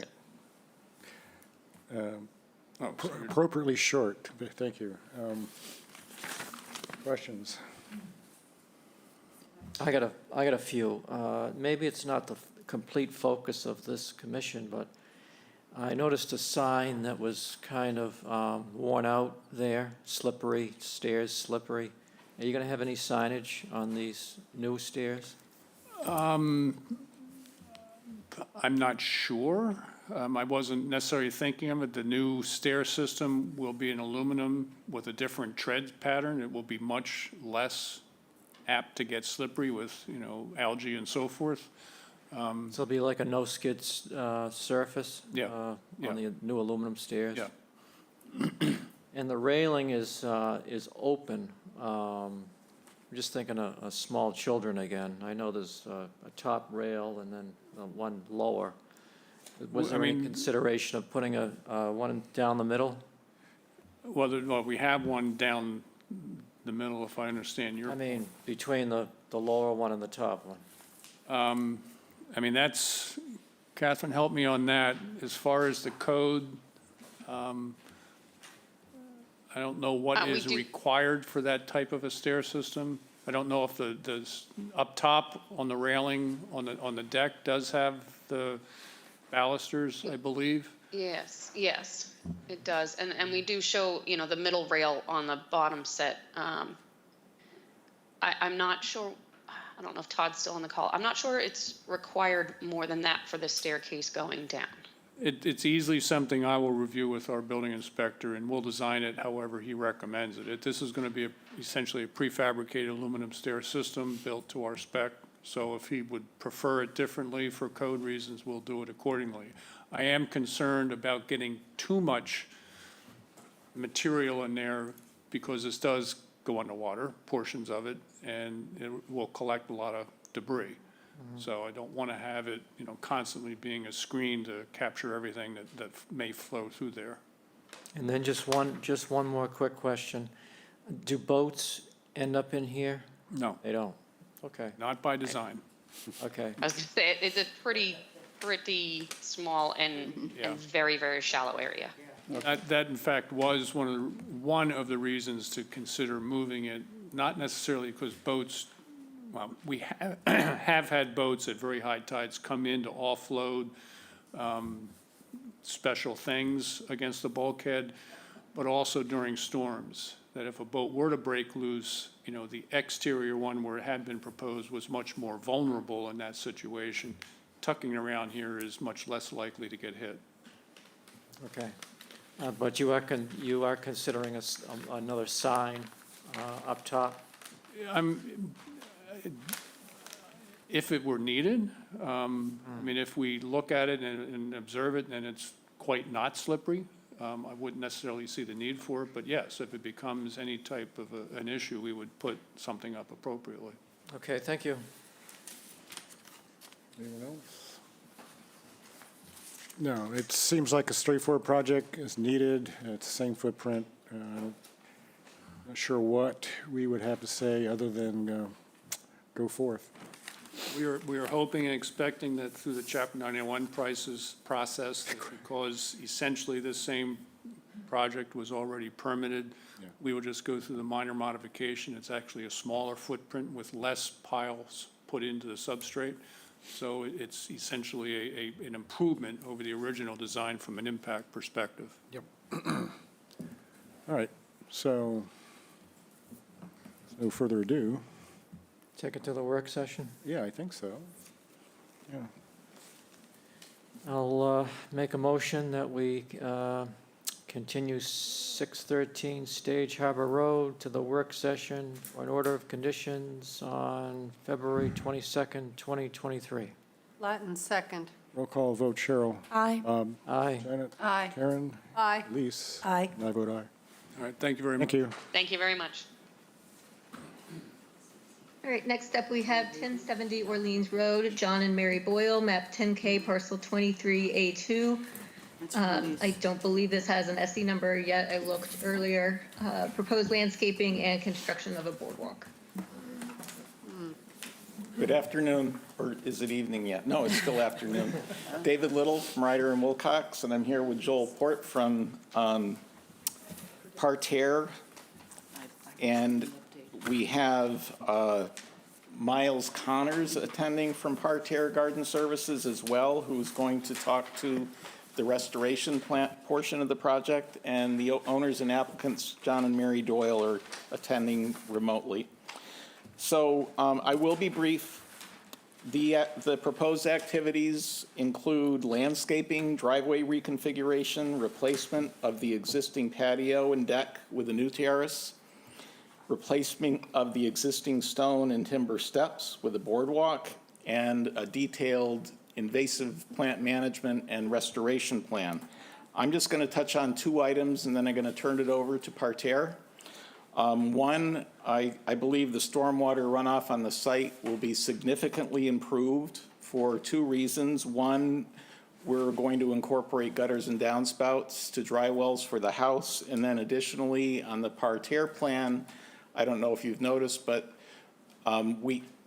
they are proposing to install a trench drain along the edge of the patio connected to a dry well, which will incorporate all the stormwater runoff from that as well, whereas the existing impervious patio does not accommodate for that. And then secondly, with respect to the boardwalk, the existing railroad tie steps and pavers are proposed to be removed.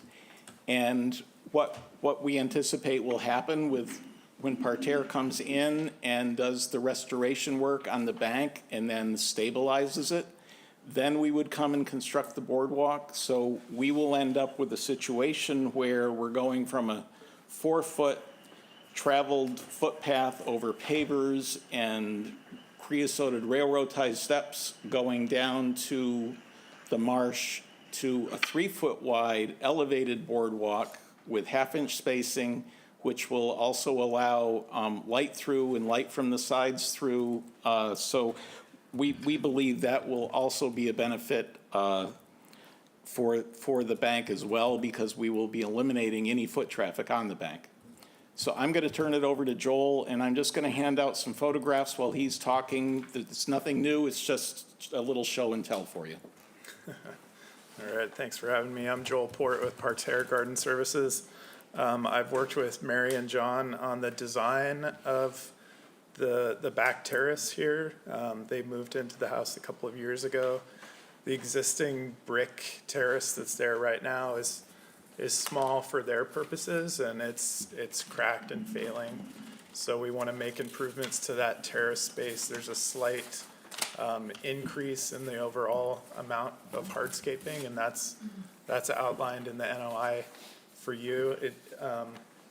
With the terrace and paths and a slight increase in the area of the driveway, we're increasing about 910 square feet of hardscape area.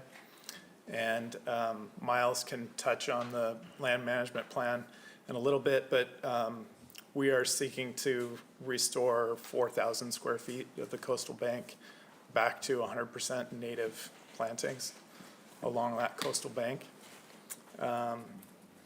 Other infrastructure pieces that are included in the design, there's a small L-shaped seat wall that will serve a little bit of retaining and seating along the one side of the terrace. And then another grill counter area for a barbecue on the other side. There are some aggregate paths that will lead around the west side of the house to the driveway.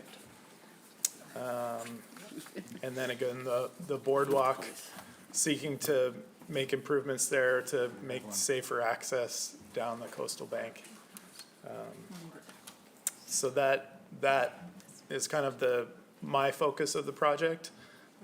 And Miles Connors, our ecological director at Parterre, he has developed the land management plan, which is also included in the submittal here. So I will turn it over to Miles.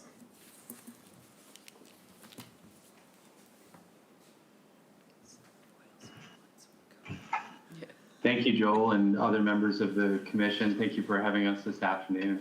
Can you all see the land management plan presented on the screen? Yes. Excellent.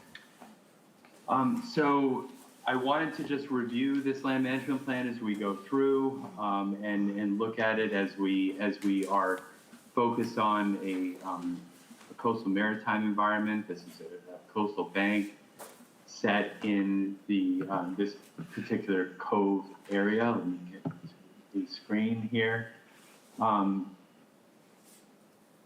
We are looking at Ryder's Cove to the east in this coastal bank of approximately 90 yards along the cove. We're looking to do a restoration, as Joel has mentioned. It's roughly around 4,000 square feet. And what I'm going to do today is just take you through some of the natural resource mapping as delineated by David Little and team, as well as the invasive plant management and a native restoration plan. So you can see here we're located in the existing home. You have the Ryder's Cove out here. You have the bottom of this coastal bank, top of the coastal bank with appropriate setbacks. Sorry, Miles, just a sec. I'm sharing my screen. Are you? Did you want to be sharing yours? Let me see if I can. Can he do that, Nikki? Yeah, he can. Yeah. Are you all seeing my screen now? Can't tell. With the. Not now. No. I guess that was Nikki's. That must have been Nikki. Oh, yeah, that was my screen. So now you can share. Okay, so let me try again.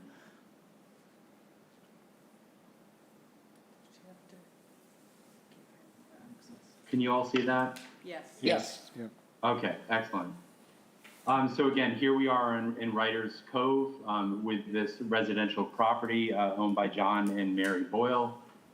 We have, coming up from Ryder's Cove, we have a fairly steep slope that comes up with some existing stepping stones.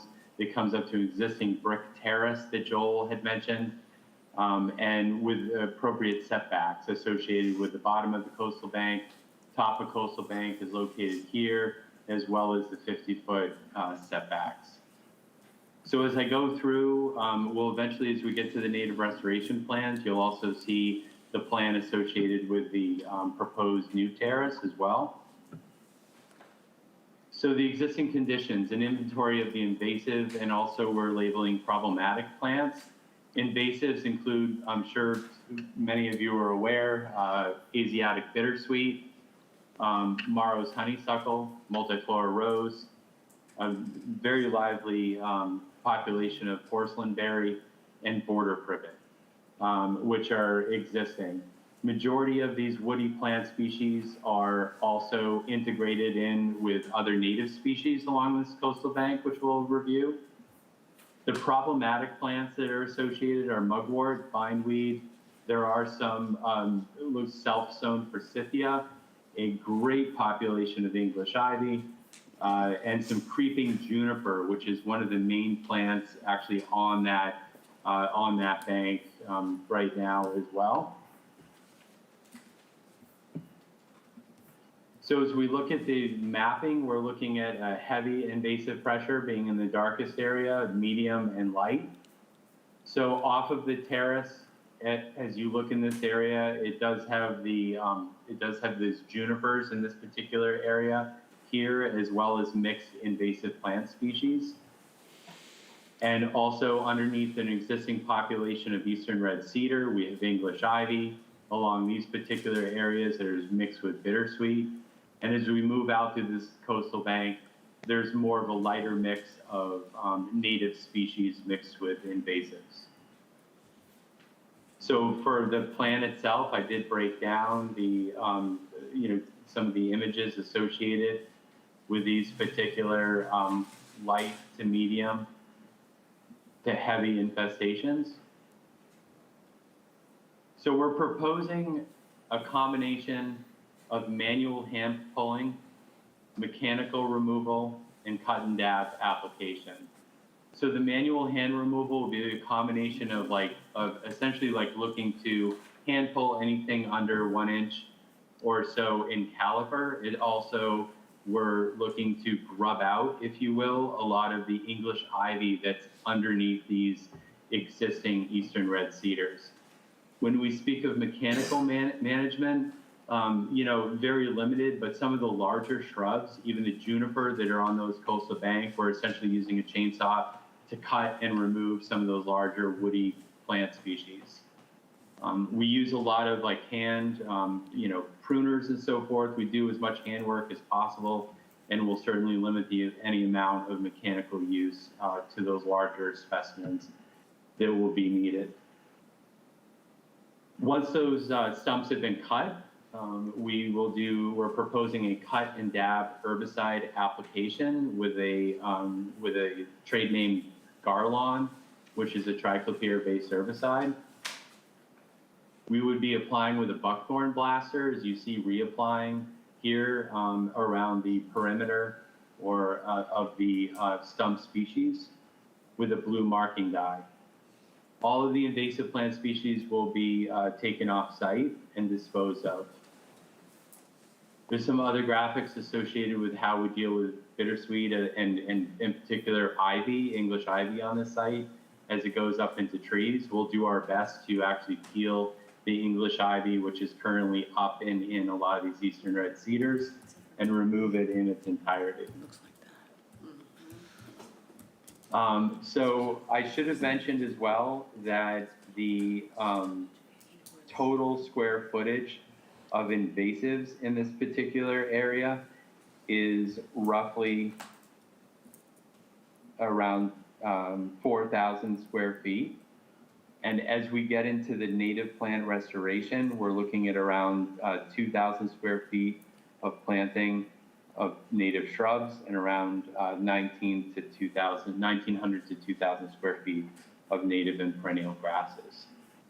So that is going to be interdispersed within a very healthy intermittent patches of native plant species that we identified, predominantly some saltbush and also some Virginia rose that we believe may have been planted, the Virginia rose in particular, mixed with, as you can see here, primarily herbaceous native plant species. There aren't a lot of native woody plants, particularly as you get around in front of the house. So we are proposing a combination of, let's look at 124 native shrubs over that 2,000 square feet, and that it approximately places a shrub every 4 feet. I also want to just bring to the attention that there are already native shrubs on site, so we're looking to intersperse them in between existing native species. The mottled or dappled shades that you see here are perennial areas, perennials and native grasses. They're about 1,900 square feet. We're proposing 783 of those based upon our calculations, which puts every plant, which is sizes 1 quart to 1 gallon, at approximately 2 feet on center. So these are the species that are proposed over here in the plant list. And as they're laid out along the coastal bank, we are proposing that a majority of shrubs be placed around the bottom of the slope, around the base of the coastal bank, and then other perennial species are up on the top of bank closer to the terrace area. Images of those native species and a description of our restoration and planting shrubs technique. Again, this is the white space associated with where the native shrubs will be planted, and then the darker dappled spaces where the native perennials and grasses will be planted, with a plant list and images associated of those species. These are, I should also mention, taken from a coastal maritime environment with some design considerations, but also review of coastal zone management and Chatham Conservation Foundation plant lists as references. Once when the coastal bank and all the existing vegetation have been removed, and at that access point for where the terrace is going to be installed, as I mentioned, there's juniper on that bank mixed with other invasive plant species. So there's going to be, it's a steep slope, and there's going to be a lot of what we're expecting to be exposed soils. We are planning on leaving as much as the root structure as possible, particularly on those junipers that will not resprout to hold the bank. But we do expect that once we remove that vegetation, we will need to stabilize those banks utilizing jute soil that we will then begin to plant into. And then we just go through some of our planting methods associated with the containers and a management calendar for treatment and planting. You know, we would like to begin this project with conservation approval. We realize that we do not have a Mass EAP filing number, which we do expect in the coming days. And with approval from conservation, we're looking to begin this project in the spring. And with that, I open to any committee questions. Thank you. All right, thank you. Anybody want to start? I can do so. Go for it. Yeah, I like everything about the restoration plan along the bank. It looks like a well thought through plan. What is that noise? If someone is, Just mute everybody. yeah, if everyone please mute if you're not already muted, except for anybody who needs to speak. Okay, it's gone away. What I focused on, it seems like your proposal is a sort of a proposal of two cities. You have the plan from Parterre Ecological Services for the restoration area, and then you have another plan from Parterre Garden Services for what I will refer to as the foundation plants. And the plant list for the restoration area looks as we would expect and looks good. I'm just a little concerned about plant selection for what I'm referring to as the foundation plants. There are a lot of plants there that don't necessarily seem to be native. They seem to be cultivars, and the issue is that that area of the house is within the NDZ, within the 0 to 50, as best I can tell, in the no disturb zone.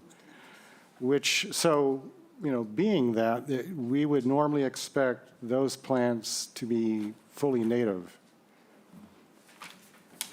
So that is one comment that I have. He wants to answer you. Oh, okay. Yeah. Over here, okay. Right. Yeah, I can address that.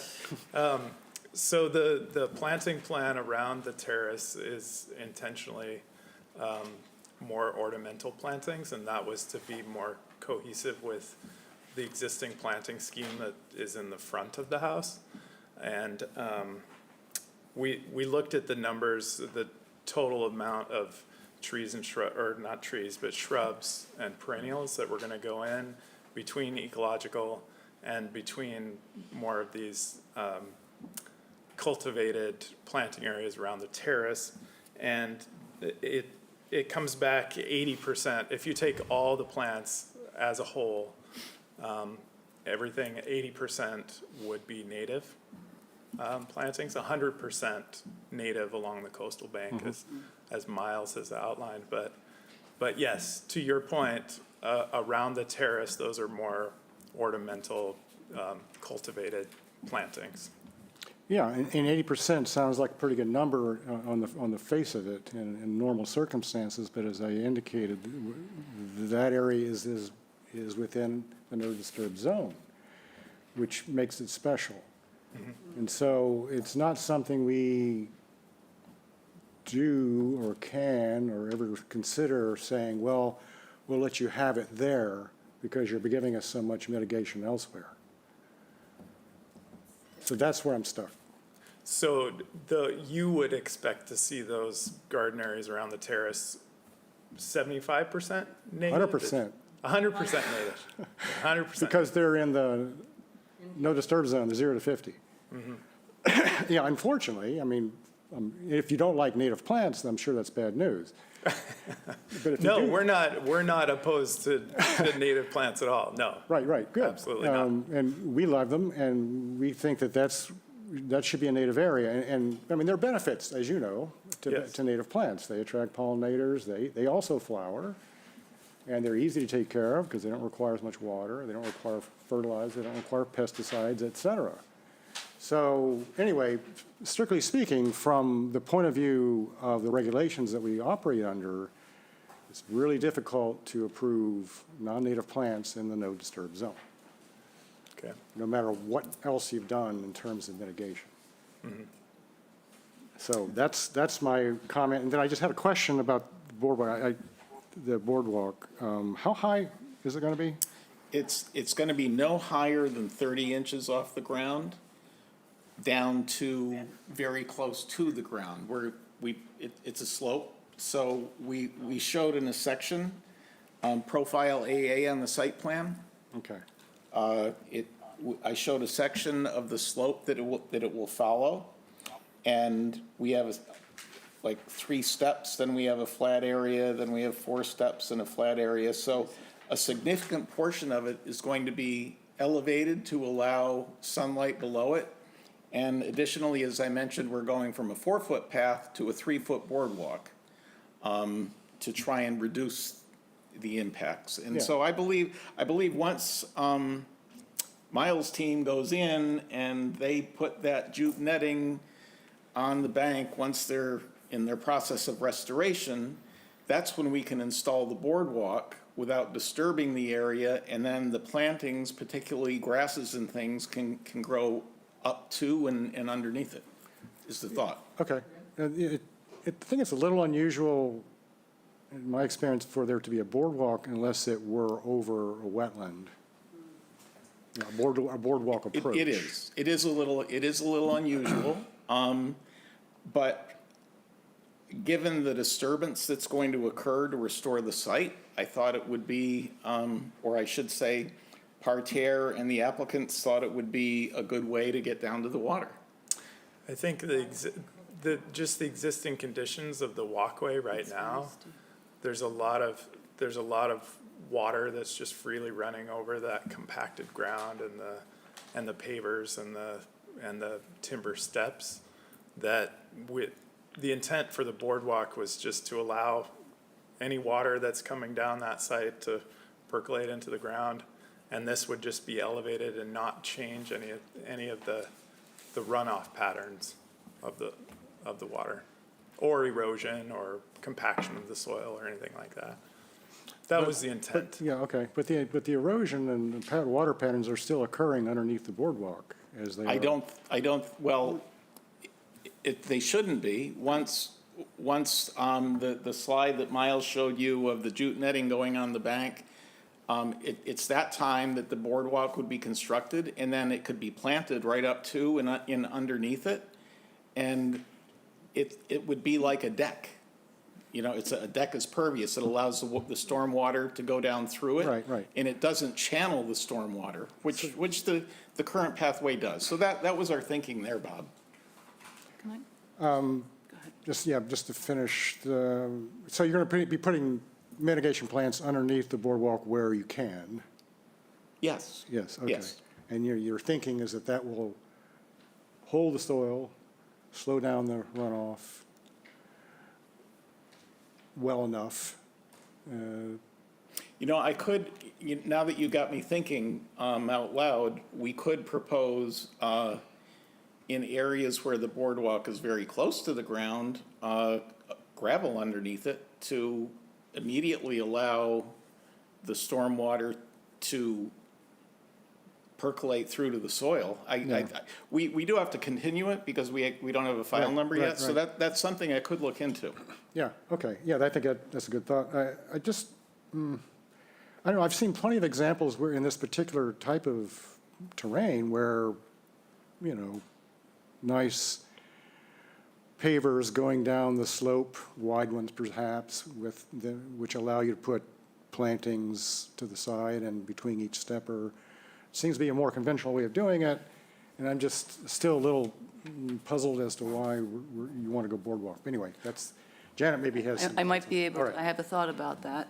When I looked closely at the cross-section of the profile AA, I realized that, you know, this house is essentially built right up to the top of the coastal bank. It's very close. And the existing stones that are impervious, this is really something that is designed to traverse a coastal bank. So, and when you look at how it looks to me much more like a stairway going down a coastal bank, which we deal with all the time, rather than, I think the word boardwalk threw me at first when I looked at this and said, it looks like it's a timber staircase going down the Well, I'm coastal gonna bank with blame- steps in between, and I'd like to push it to 3/4 inch spacing on those planks. So you're seeing it as a stepper rather than as a boardwalk? Yeah, I think the word, I mean, look at it, it's 3 steps, stop, 3 steps, stop, 5 steps down. You know, it's. Well, I love semantics. I could certainly change the name. It's all in the name. There it is, she's got it, yeah. Okay. Yeah, we wanted to traverse the slope and follow the grade as closely All as right. possible. Yeah. Janet, I think, has tipped me a little bit, yeah, okay. Anybody else? It didn't occur to me until I looked at the profile. So you owe Janet to explain, yeah. I'm going to thank her before I leave. I'll let you know where you can mail your check. I have a quick question. On the site plan, it has the proposed, and over near the shed, it says proposed aggregate walk. Oh, Oh, yeah, there's a walkway. it has to be eliminated. We were proposing a gravel walk to the shed, which the applicants have since removed. They felt it was no longer necessary. Thank you, Cheryl. That makes my next question unneeded. I got a few, David. The shed, was that ever permitted? I have no idea. I'll look into that. Thank you. And underneath the boardwalk, I know you may change it, but you're planning on planting shade tolerant something underneath there? Yeah. Yes. Okay. When I went all the way down to the bottom of the bank, I noticed that the marsh was a little bit eroded right at the bottom of the stairs, probably where people access boats or what have you. Is there any way you could correct that or revegetate that area? I will look into that. Since you brought that up, can I ask a question? Is this an area where catwalks are allowed, or are they prohibited in the Pleasant Bay ACEC? They're prohibited throughout the ACC. Okay, that's what I thought. So we would be looking at plant restoration and maintaining a narrow path for human access with kayaks. We can look into that. And if they did have kayaks, maybe a rack as well. Yeah, to You know, store to it. keep everything off the. I don't think there's really room down there for a rack, but Seemed to maybe- me that there was, but. okay, Yeah, one of the straight horizontal ones. okay. What about off the edge of the path or the boardwalk? Whatever we call it, stairs, path. Immediately attached to the boardwalk, perhaps. Yeah, I mean, we've had people do that, and that's almost, it's preferable than it's not actually on the ground. Yeah. Okay. Yeah. And then I had a question on the driveway. What material is that going to be? Is that going to be pervious? The new Yes, driveway? it will be gravel. Okay. Gravel driveway. And that is called out on the parterre plan. Oh, it is, okay. Yes. I think that's all I had for now, otherwise it looks good. Yeah, like to get rid of all that English ivy especially. Yeah. The one other thing I had though, coming around the driveway side of the house, where that the new retaining wall is, there's an American holly there, right at where the retaining wall ends. And I don't know if you were gonna save that.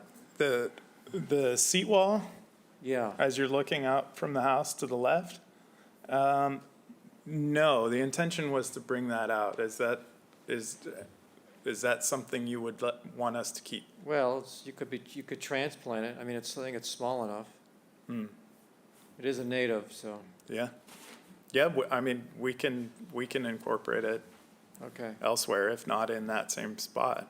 And all those red junipers will be protected in that vicinity as well. Yes. Yeah. Okay, that's all I had. Thanks. This is a follow-up to the Ivy question. You plan to get rid of all of it? I believe so. Miles? Over time, yes. I mean, over the course of the order of conditions, approved order of conditions, our intent is to continue to, manage out invasives, like, go in and cut and dab everything initially. And then over the period of the order of conditions, continue to, pick and grub and pull, especially out from underneath those eastern red cedars. I think in open areas, it's going to be fairly easy for us to really grub, where you're not working among other root systems like where the cedar trees. But I do think that the two species have kind of cohabitated for so long that, we will be getting resprouts on that ivy for probably, 2 to 3 seasons until we really get rid of it. But yes, the intention is to get rid of the English ivy on site. All right, very good. There's a lot of it. Okay, thank you. All right. So you've heard comments. We Yeah, know we could have, we know we have to continue. To the soonest meeting available, please. Nikki? Glad to see you're back, Nikki. Yeah, March 1st would be the next. Thank you. Yep, thank you. I'll make a motion that we continue 1070 Orleans Road to the next hearing on March 1st, 2023. Latin second. Roll call vote, Cheryl. Aye. Aye. Bennett? Aye. Karen? Aye. And I vote aye. Thank you. Still have a quorum, okay. Thank you. Yep.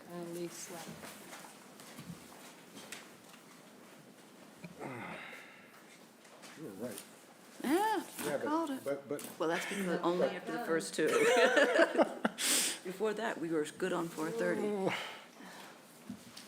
All right, so 299 Cranberry Lane, Timothy Ryan, map 15K, parcel 7-7, SE 103594, redevelopment of property, new house, guest house, septic, sports court, and land management plan. They requested to be continued to March 1st. Oh, good. Make a motion that we continue 299 Cranberry Lane to the next hearing on March 1st, 2022. Latin second. Roll call vote, Cheryl. Aye. Bob? Aye. Janet? Aye. Karen? Aye. And I vote aye. It was 2023. Correction. All right, so then after that, we have 66 Billings Road, Jeffrey and Ann Elton, map 7A, parcel 12, S48, SE10 3602, proposed removal and reconstruction of the Dingle family home and associated site improvements. Oh, you're still here, okay. Hello. Hello, it's Rob Calderaro with Polima Sabre de Silva. I believe Sean Riley is going to join us in a second here. Okay. Share his screen. You probably went home and went to bed. Well, you'd be smart to.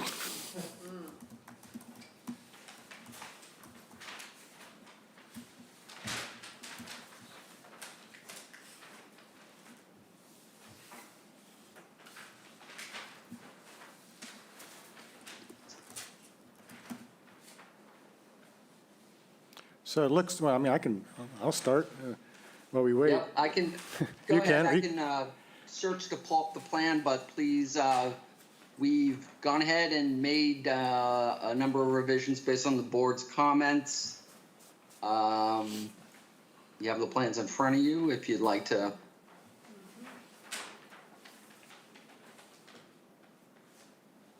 This is not it. That's not it, huh? Well, I think someone's displaying, that's a different, is that Billings? No, that's not Billings, okay. All right, who's doing that? We have a rogue plan on the, oh, okay. There's Sean. Yeah, give me 2 seconds. You guys jumped through that last one pretty quick. Did they continue? Yes. Yes. I'm like, I got a whole nother one in between. All right, give me 1 second.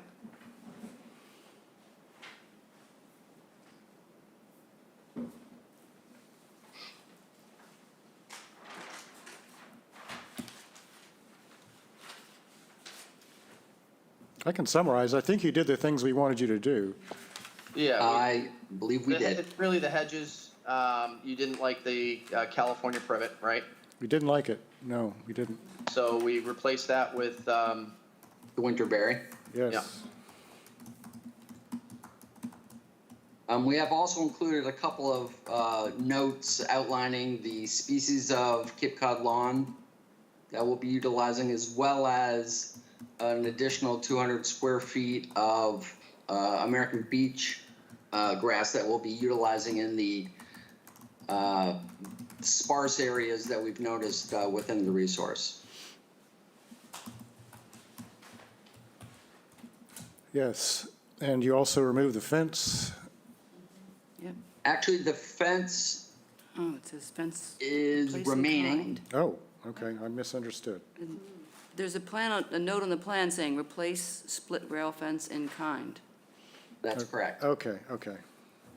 supposed to be buried and set in 24 inches of concrete. Buried 24 inches and set in concrete, not 24 inches.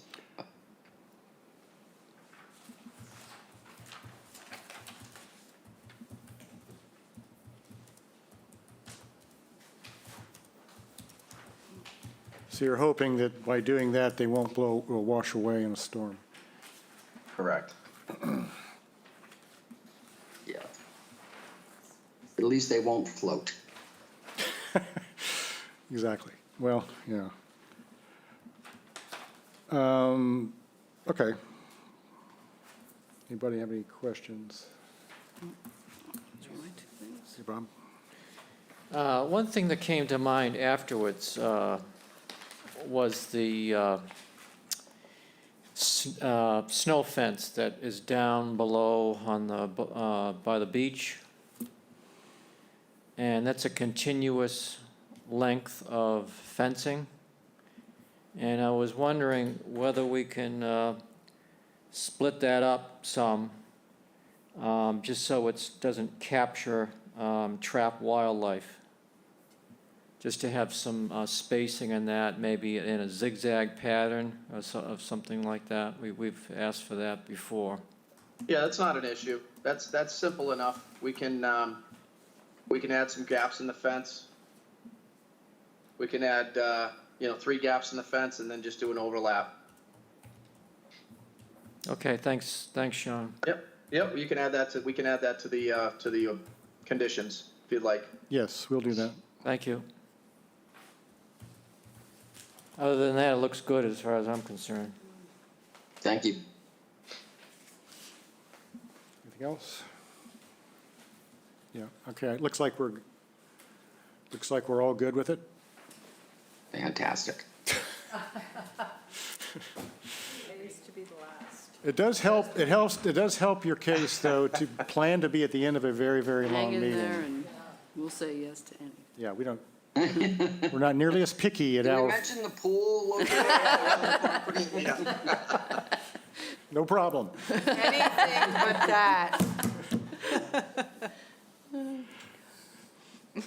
Okay, we're doing the normal, are we loaded up too much, Nikki, on the work session, or? I'm sorry, we'll have to continue to Yeah, I mean, if it's not the next one, it's the next one, so I just prefer to get them done. Yep.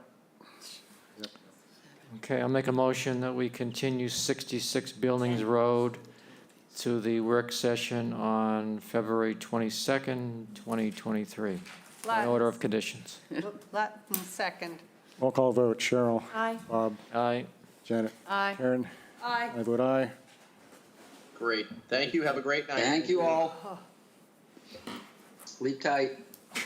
Oh, thanks. All right, next we have the enforcement order for 93 Orleans Road, William and Carmel Ferguson, map 15H, parcel 1-14, unauthorized tree and vegetation removal in conservation jurisdiction. I had not been aware that when I was out that this was already heard, so I don't really know exactly where it stands, other than that Crystal informed me that you were just looking for kind of a planting plan this time around. I did get an email that Phil Cheney had been brought on, but I don't think we have any documents at this point. But with that, I will leave it up to Bill Ferguson. Okay, hello, everybody. Yes, I've retained Phil Cheney, landscape and design. And He's the owner, yeah, I'm looking at. yeah, I'm the owner, 93 Orleans Road. So like I said, if I retained Phil Cheney, and he was going to take it from here. I was under the impression he was reaching out to Nikki, and I think Nikki, he had sent you an email yesterday. So really, I'm kind of at a disadvantage. I don't know where we stand right now. He's going to work on a restoration plan.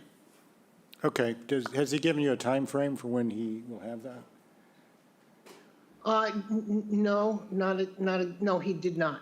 He didn't. He's walked the property, but no, he hasn't given me a time frame. All right, I believe, Nikki, you can correct my memory that there's a deadline on the enforcement order? I can answer that. Yeah, there was a date of the 22nd, February 22nd. Yeah, just coming up very quickly. Correct. Which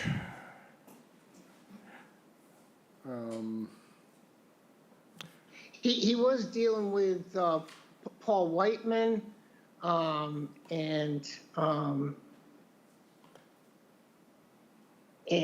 so I'm kind of at a loss here myself. well, that's fine. So we have the 22nd is the next work session. Okay. So I know, but we gave them. Okay, I'm sorry. Okay, back to my original question, Mr. Ferguson. Did Mr. Cheney give you a time by which he would provide a plan? No, he left it with me. He was going to reach out to Nikki. Okay. And have a discussion with Nikki. Because there was some confusion. Nikki was out and Paul was standing in, and okay. Well. Yeah, and Paul was, or I'm sorry, Phil was scheduled to be in on this meeting, and I can't speak for him, but he's not, so. I checked my email, I searched his name and don't have any plans that he sent me, but if he had been dealing with Paul in my absence, then he may have sent it to Paul. Paul did email me this afternoon with some past pictures that he wanted to pass on, but that's all I've got regarding this one. No, Nikki, he doesn't, I know he doesn't have a plan just yet. I think he just had some questions. No plan just yet. He only walked the property a couple days ago. So. All right, well, I'm just trying to figure out, you have an enforcement order that says you had to give us a plan by the 22nd, and it's beginning to sound like that may not happen. It may or may not happen, we don't know. I don't know, because I don't know what his turnaround time is like. Yeah, all right, so. And he wanted to go over with Nikki some specifics too, so they needed to have some dialogue. Yeah, and as you mentioned, Paul Whiteman, who has been filling in for Nikki, I think he still considers himself working this issue. So I don't know, Nikki, you and Paul will have to obviously talk with each other to figure out how to get it organized. But yeah, so in this kind of case, Bill says he's retained Phil, so that's fine. So I would really kind of just need some sort of email confirmation that, yes, Phil is working on a plan. Because I understand deadlines. It's just kind of like, or, the contractor's being too busy to get it in right away. So then I will extend a deadline. I don't want to go too much past the spring planting season. I want it to be the next planting season, but Right. as far as getting a plan, I'm okay with extending the time that's allowed as long as we get an email from the official contractor saying, yes, I'm on this plan. I will submit something approximately this date for this meeting. Okay, yeah, that sounds good. And then you can, I guess you could unilaterally schedule when we hear the plan. Yeah, it would be, the next available date. Yeah, we don't want, as you say, we don't want it to go on much longer. So that sounds like a good plan. We will then leave it and to Nikki to work out with Phil and as to when we'll hear the plan. See the plan and then discuss the plan. Okay. So I'm thinking maybe we should continue it just to make sure it stays on our agenda and it doesn't get lost. All right.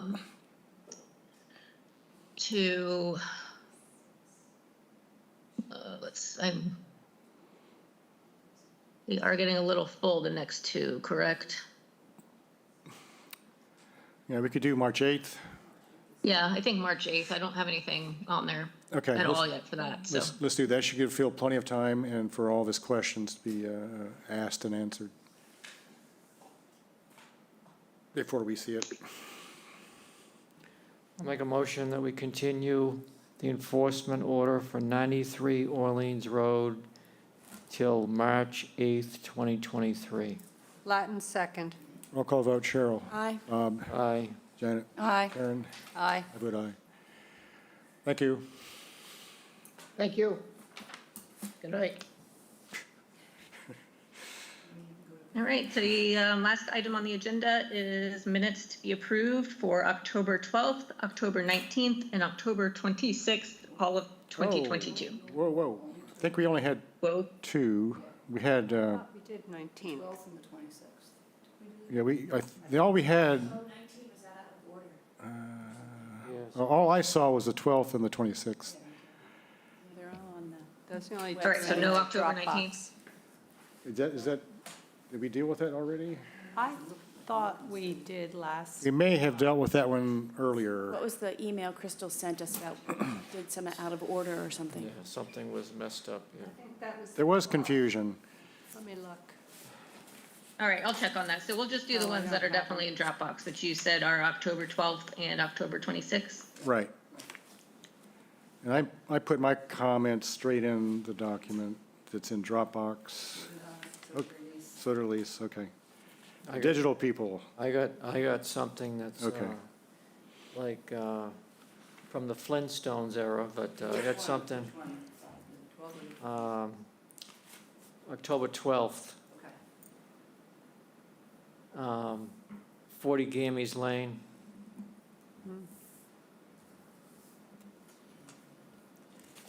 Yep.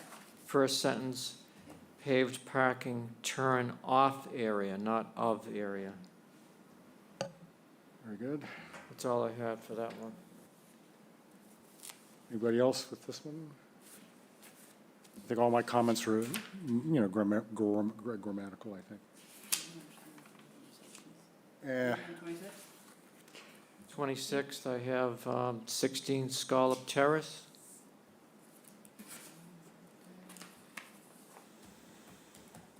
Okay. Third to last sentence. There was a 30 square foot reduction in landscape. No, it reads something like, the property does not have a septic. It's the, yeah, it's the third. You see that? Third to the last sentence. Oh, yeah, gosh. Instead of, the property does not have a septic, I changed it to the property does not have its own septic system. Yeah, that's it.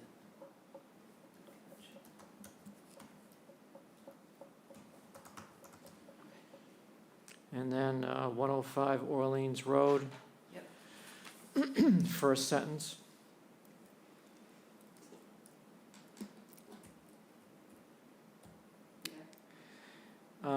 Items requested at the previous hearing, I changed it to include decreasing the number of wildflowers and increasing the number of shrubs. Thank you. Got it. That's all, thank you. Okay. So, that's it, right? Mhm. Yeah, I think it You is. can't take them together. I was absent from the 12th, Okay, just FYI. I'll make a motion that we approve the minutes as noted, changed for October 12th, 2022. Latin second. Roll call vote, Cheryl? Aye. Bob? Aye. Janet? Aye. Karen? Abstain. Abstains, and I vote aye. So we still have a quorum. Next, I'll make a motion that we approve the minutes as read and changed for October 26th, 2022. Latin second. Roll call vote, Cheryl? Aye. Bob? Aye. Janet? Aye. Karen? Aye. And I vote aye. Weird. I have some, before you race out the door, We have to say close. we have funding now from the town for the graphic for the trifold brochure. Oh, yay. And I'm working with Marie Williams. In fact, I just got an email from her while we were sitting here, so she has something for me to go look at. So I'll bring it to you all when we get sort of a first cut. Okay. And we can take a look at it. And that was good. I'm glad that we were able to do that. Is it color? No, it's not going to be color because Black and white? Yeah, the brochure itself, I think, those are typically black and white, Okay. and be a lot cheaper to print and so forth. I think that's it. Oh, Phil. Motion to adjourn? Yeah. Yeah. Well, Should we tell them what? your client, I think, is off the line now, but we understand that you're working on it. Yes, Why don't you go ahead and step up here for a second, then? Thad wants to speak at some point as well. His hand just went up. Okay. Okay. Anyway, we understand that you're working on it, and you just came on board. Right. And you had some questions, and that you've been working some with Paul. Yes, I haven't had a chance to talk with Paul yet, but Okay. I'm trying to connect with Nikki, Paul, someone who can help, just trying to get some clarification on what the Yes, expectations yeah. are. And Nikki has a lot of the background, and Okay. Paul obviously been filling in for Nikki, so between the two of them, Right, I don't know sure. exactly, you Yep. may need to talk to both of them Sure. to get the full story. Okay. My I know understanding. Paul's been working it too. Okay, yep. My understanding is we're trying to restore it back to where it was before the trees were cut. Well, it's a violation, Mm-hmm. and it appears to be an extensive amount of change Mm-hmm. that was unauthorized. There was an AR. I assume you've seen the AR, I've seen the AR, yes. Yep. and so. Yep, and I've seen the enforcement order, and I guess what's still really unknown to me is where there was a lot of existing lawn there originally. All right. That's been Well, torn up. We just don't know. Right, And that's part of So- what you're going to be doing, is to Right, try to trying help to- us figure out Right. just what happened there. okay, all right. Because my understanding is that the main infraction is that he didn't realize he couldn't pull the stumps.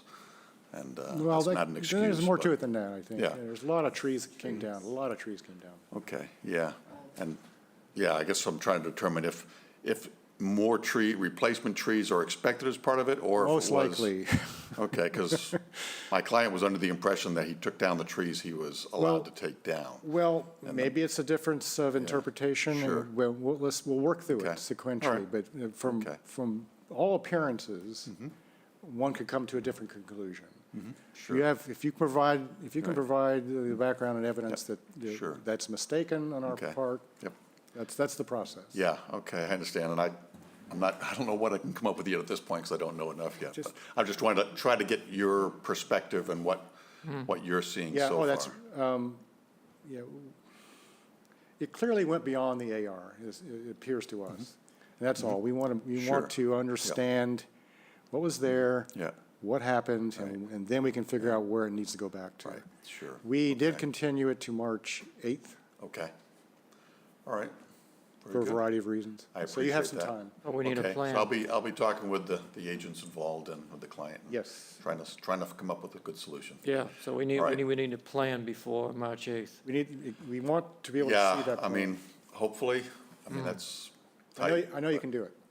We have faith. More than I do. So Phil, I'm more back in the office now, more available. So I would reach out to me because I started this. Paul just stepped in kind of in the middle. So I was there before the work was done, after the work was done. So Okay. yeah, just reach out to me, and I think probably a site visit we can set up Sure. and That'd be just great. go over what happened. All right. Okay. All right, we'll reconnect by email and try to work out a site visit then. Sound good? Okay, sounds good. Thanks so much. All right, thanks, Phil. Good to see you all. Sorry I missed all the fun. That's all right. It's Thank you. better late than never. Okay, now Thad. Oh, Thad, I'm sorry, Thad. Go ahead. Oh, quite all right. Can you hear me? Yes. Yes. Excellent. Thad Eldergy, Southeast. I was under the understanding there would be a slight discussion in other business regarding the Nickerson Family Association and their... Yep, so that was accidentally, so it was 1107 Orleans Road was accidentally left off the agenda. It had been heard previously, and there was a couple questions about an outhouse and something else on whether they were permitted. But again, it got accidentally left off the agenda to discuss those two things. But otherwise, I think it's ready for an order of conditions. So we were hoping that it could just go on the next work session, and we'll have a quick discussion about those two unpermitted structures. One of which was actually in a way permitted because it's on an old, at least a 10-year-old plan that was approved by the CONSCOM, the windmill thing. Was on a plan from 2003 or 2013, I can't remember. That was approved by the commission. The outhouse, so that kind of leaves just the outhouse to be discussed on whether we want it moved or removed. So I was thinking we could draft a full order of conditions and just discuss the outhouse. And, you know, maybe either add a finding that it can stay or add a finding that it has to be moved or removed or whatever the commission decides. And before anyone gets antsy, it's ornamental. It's not usable. All right. All right, so how many orders are we up to then? That's 10, 11 if you count the Oh, that's nothing. Do that in our sleep. And if I may, the trick with being at the end of the agenda used to work better when you started your meetings at 7 p.m. And right now it would be 11:30. Yes. Everybody Oh, gets thanks. at the end. Yeah. Yeah, we did some things right. Okay, so anything else? I think No, discuss it then. Thank you. thank you. So do we have to do a motion to send it to for an order of conditions? Sounds like it. Did we do that last time? We didn't leave it down. Well, No, because we Don't gotta, believe you can open it today because it was continued at the previous hearing to today, but it can't be opened because it wasn't advertised. right, So we can continue it. Continue to but the, it wasn't advertised, so we don't really continue it.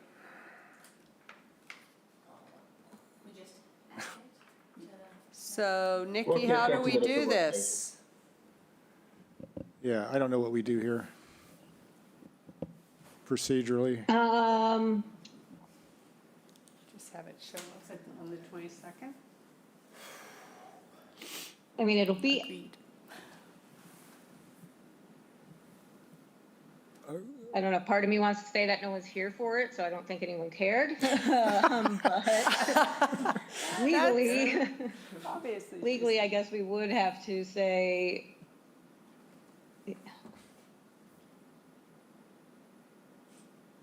yeah, I'm not sure. I mean, we can re-notify the abutters right now as long as there's time. So, I think there is. How about, I don't think you need to do it certified again, but how about you just send a letter that the order of conditions is going to be voted on the 22nd? We can certainly do that. I don't think it needs to be certified this time, though. Okay. And then we still need to motion it to the next work session anyway, or? You can't. I We would, can't, just to 'cause be it on the wasn't safe on side. our Well, agenda. that says we can't. It's not open. Well, you can't open it, so how can you act on it? You can discuss it, Yeah. All right, but if well, Nikki says you can continue it, then go right ahead. it seems like we should continue it. Yeah. So, What's the address, Yeah, Thad? 1107, 1107. I Isn't think. it 11070? Orleans. Orleans That's Road. right. And we're going to continue it until the 1st? No, 22nd, Second, 22nd. for an order. Make a motion that we continue 1107 Orleans Road to the work session on February 22nd, 2023. Latin second. roll call vote, Cheryl, Aye. Bob, Aye. Janet, Aye. Karen, Aye, I vote aye. Only one more motion left. quick. Motion to adjourn. Latin second. Roll call vote, Cheryl. Aye. Bob, Aye. Karen, Aye. Janet, Aye. Bob, me, Aye. I vote aye as well. Confused me, you didn't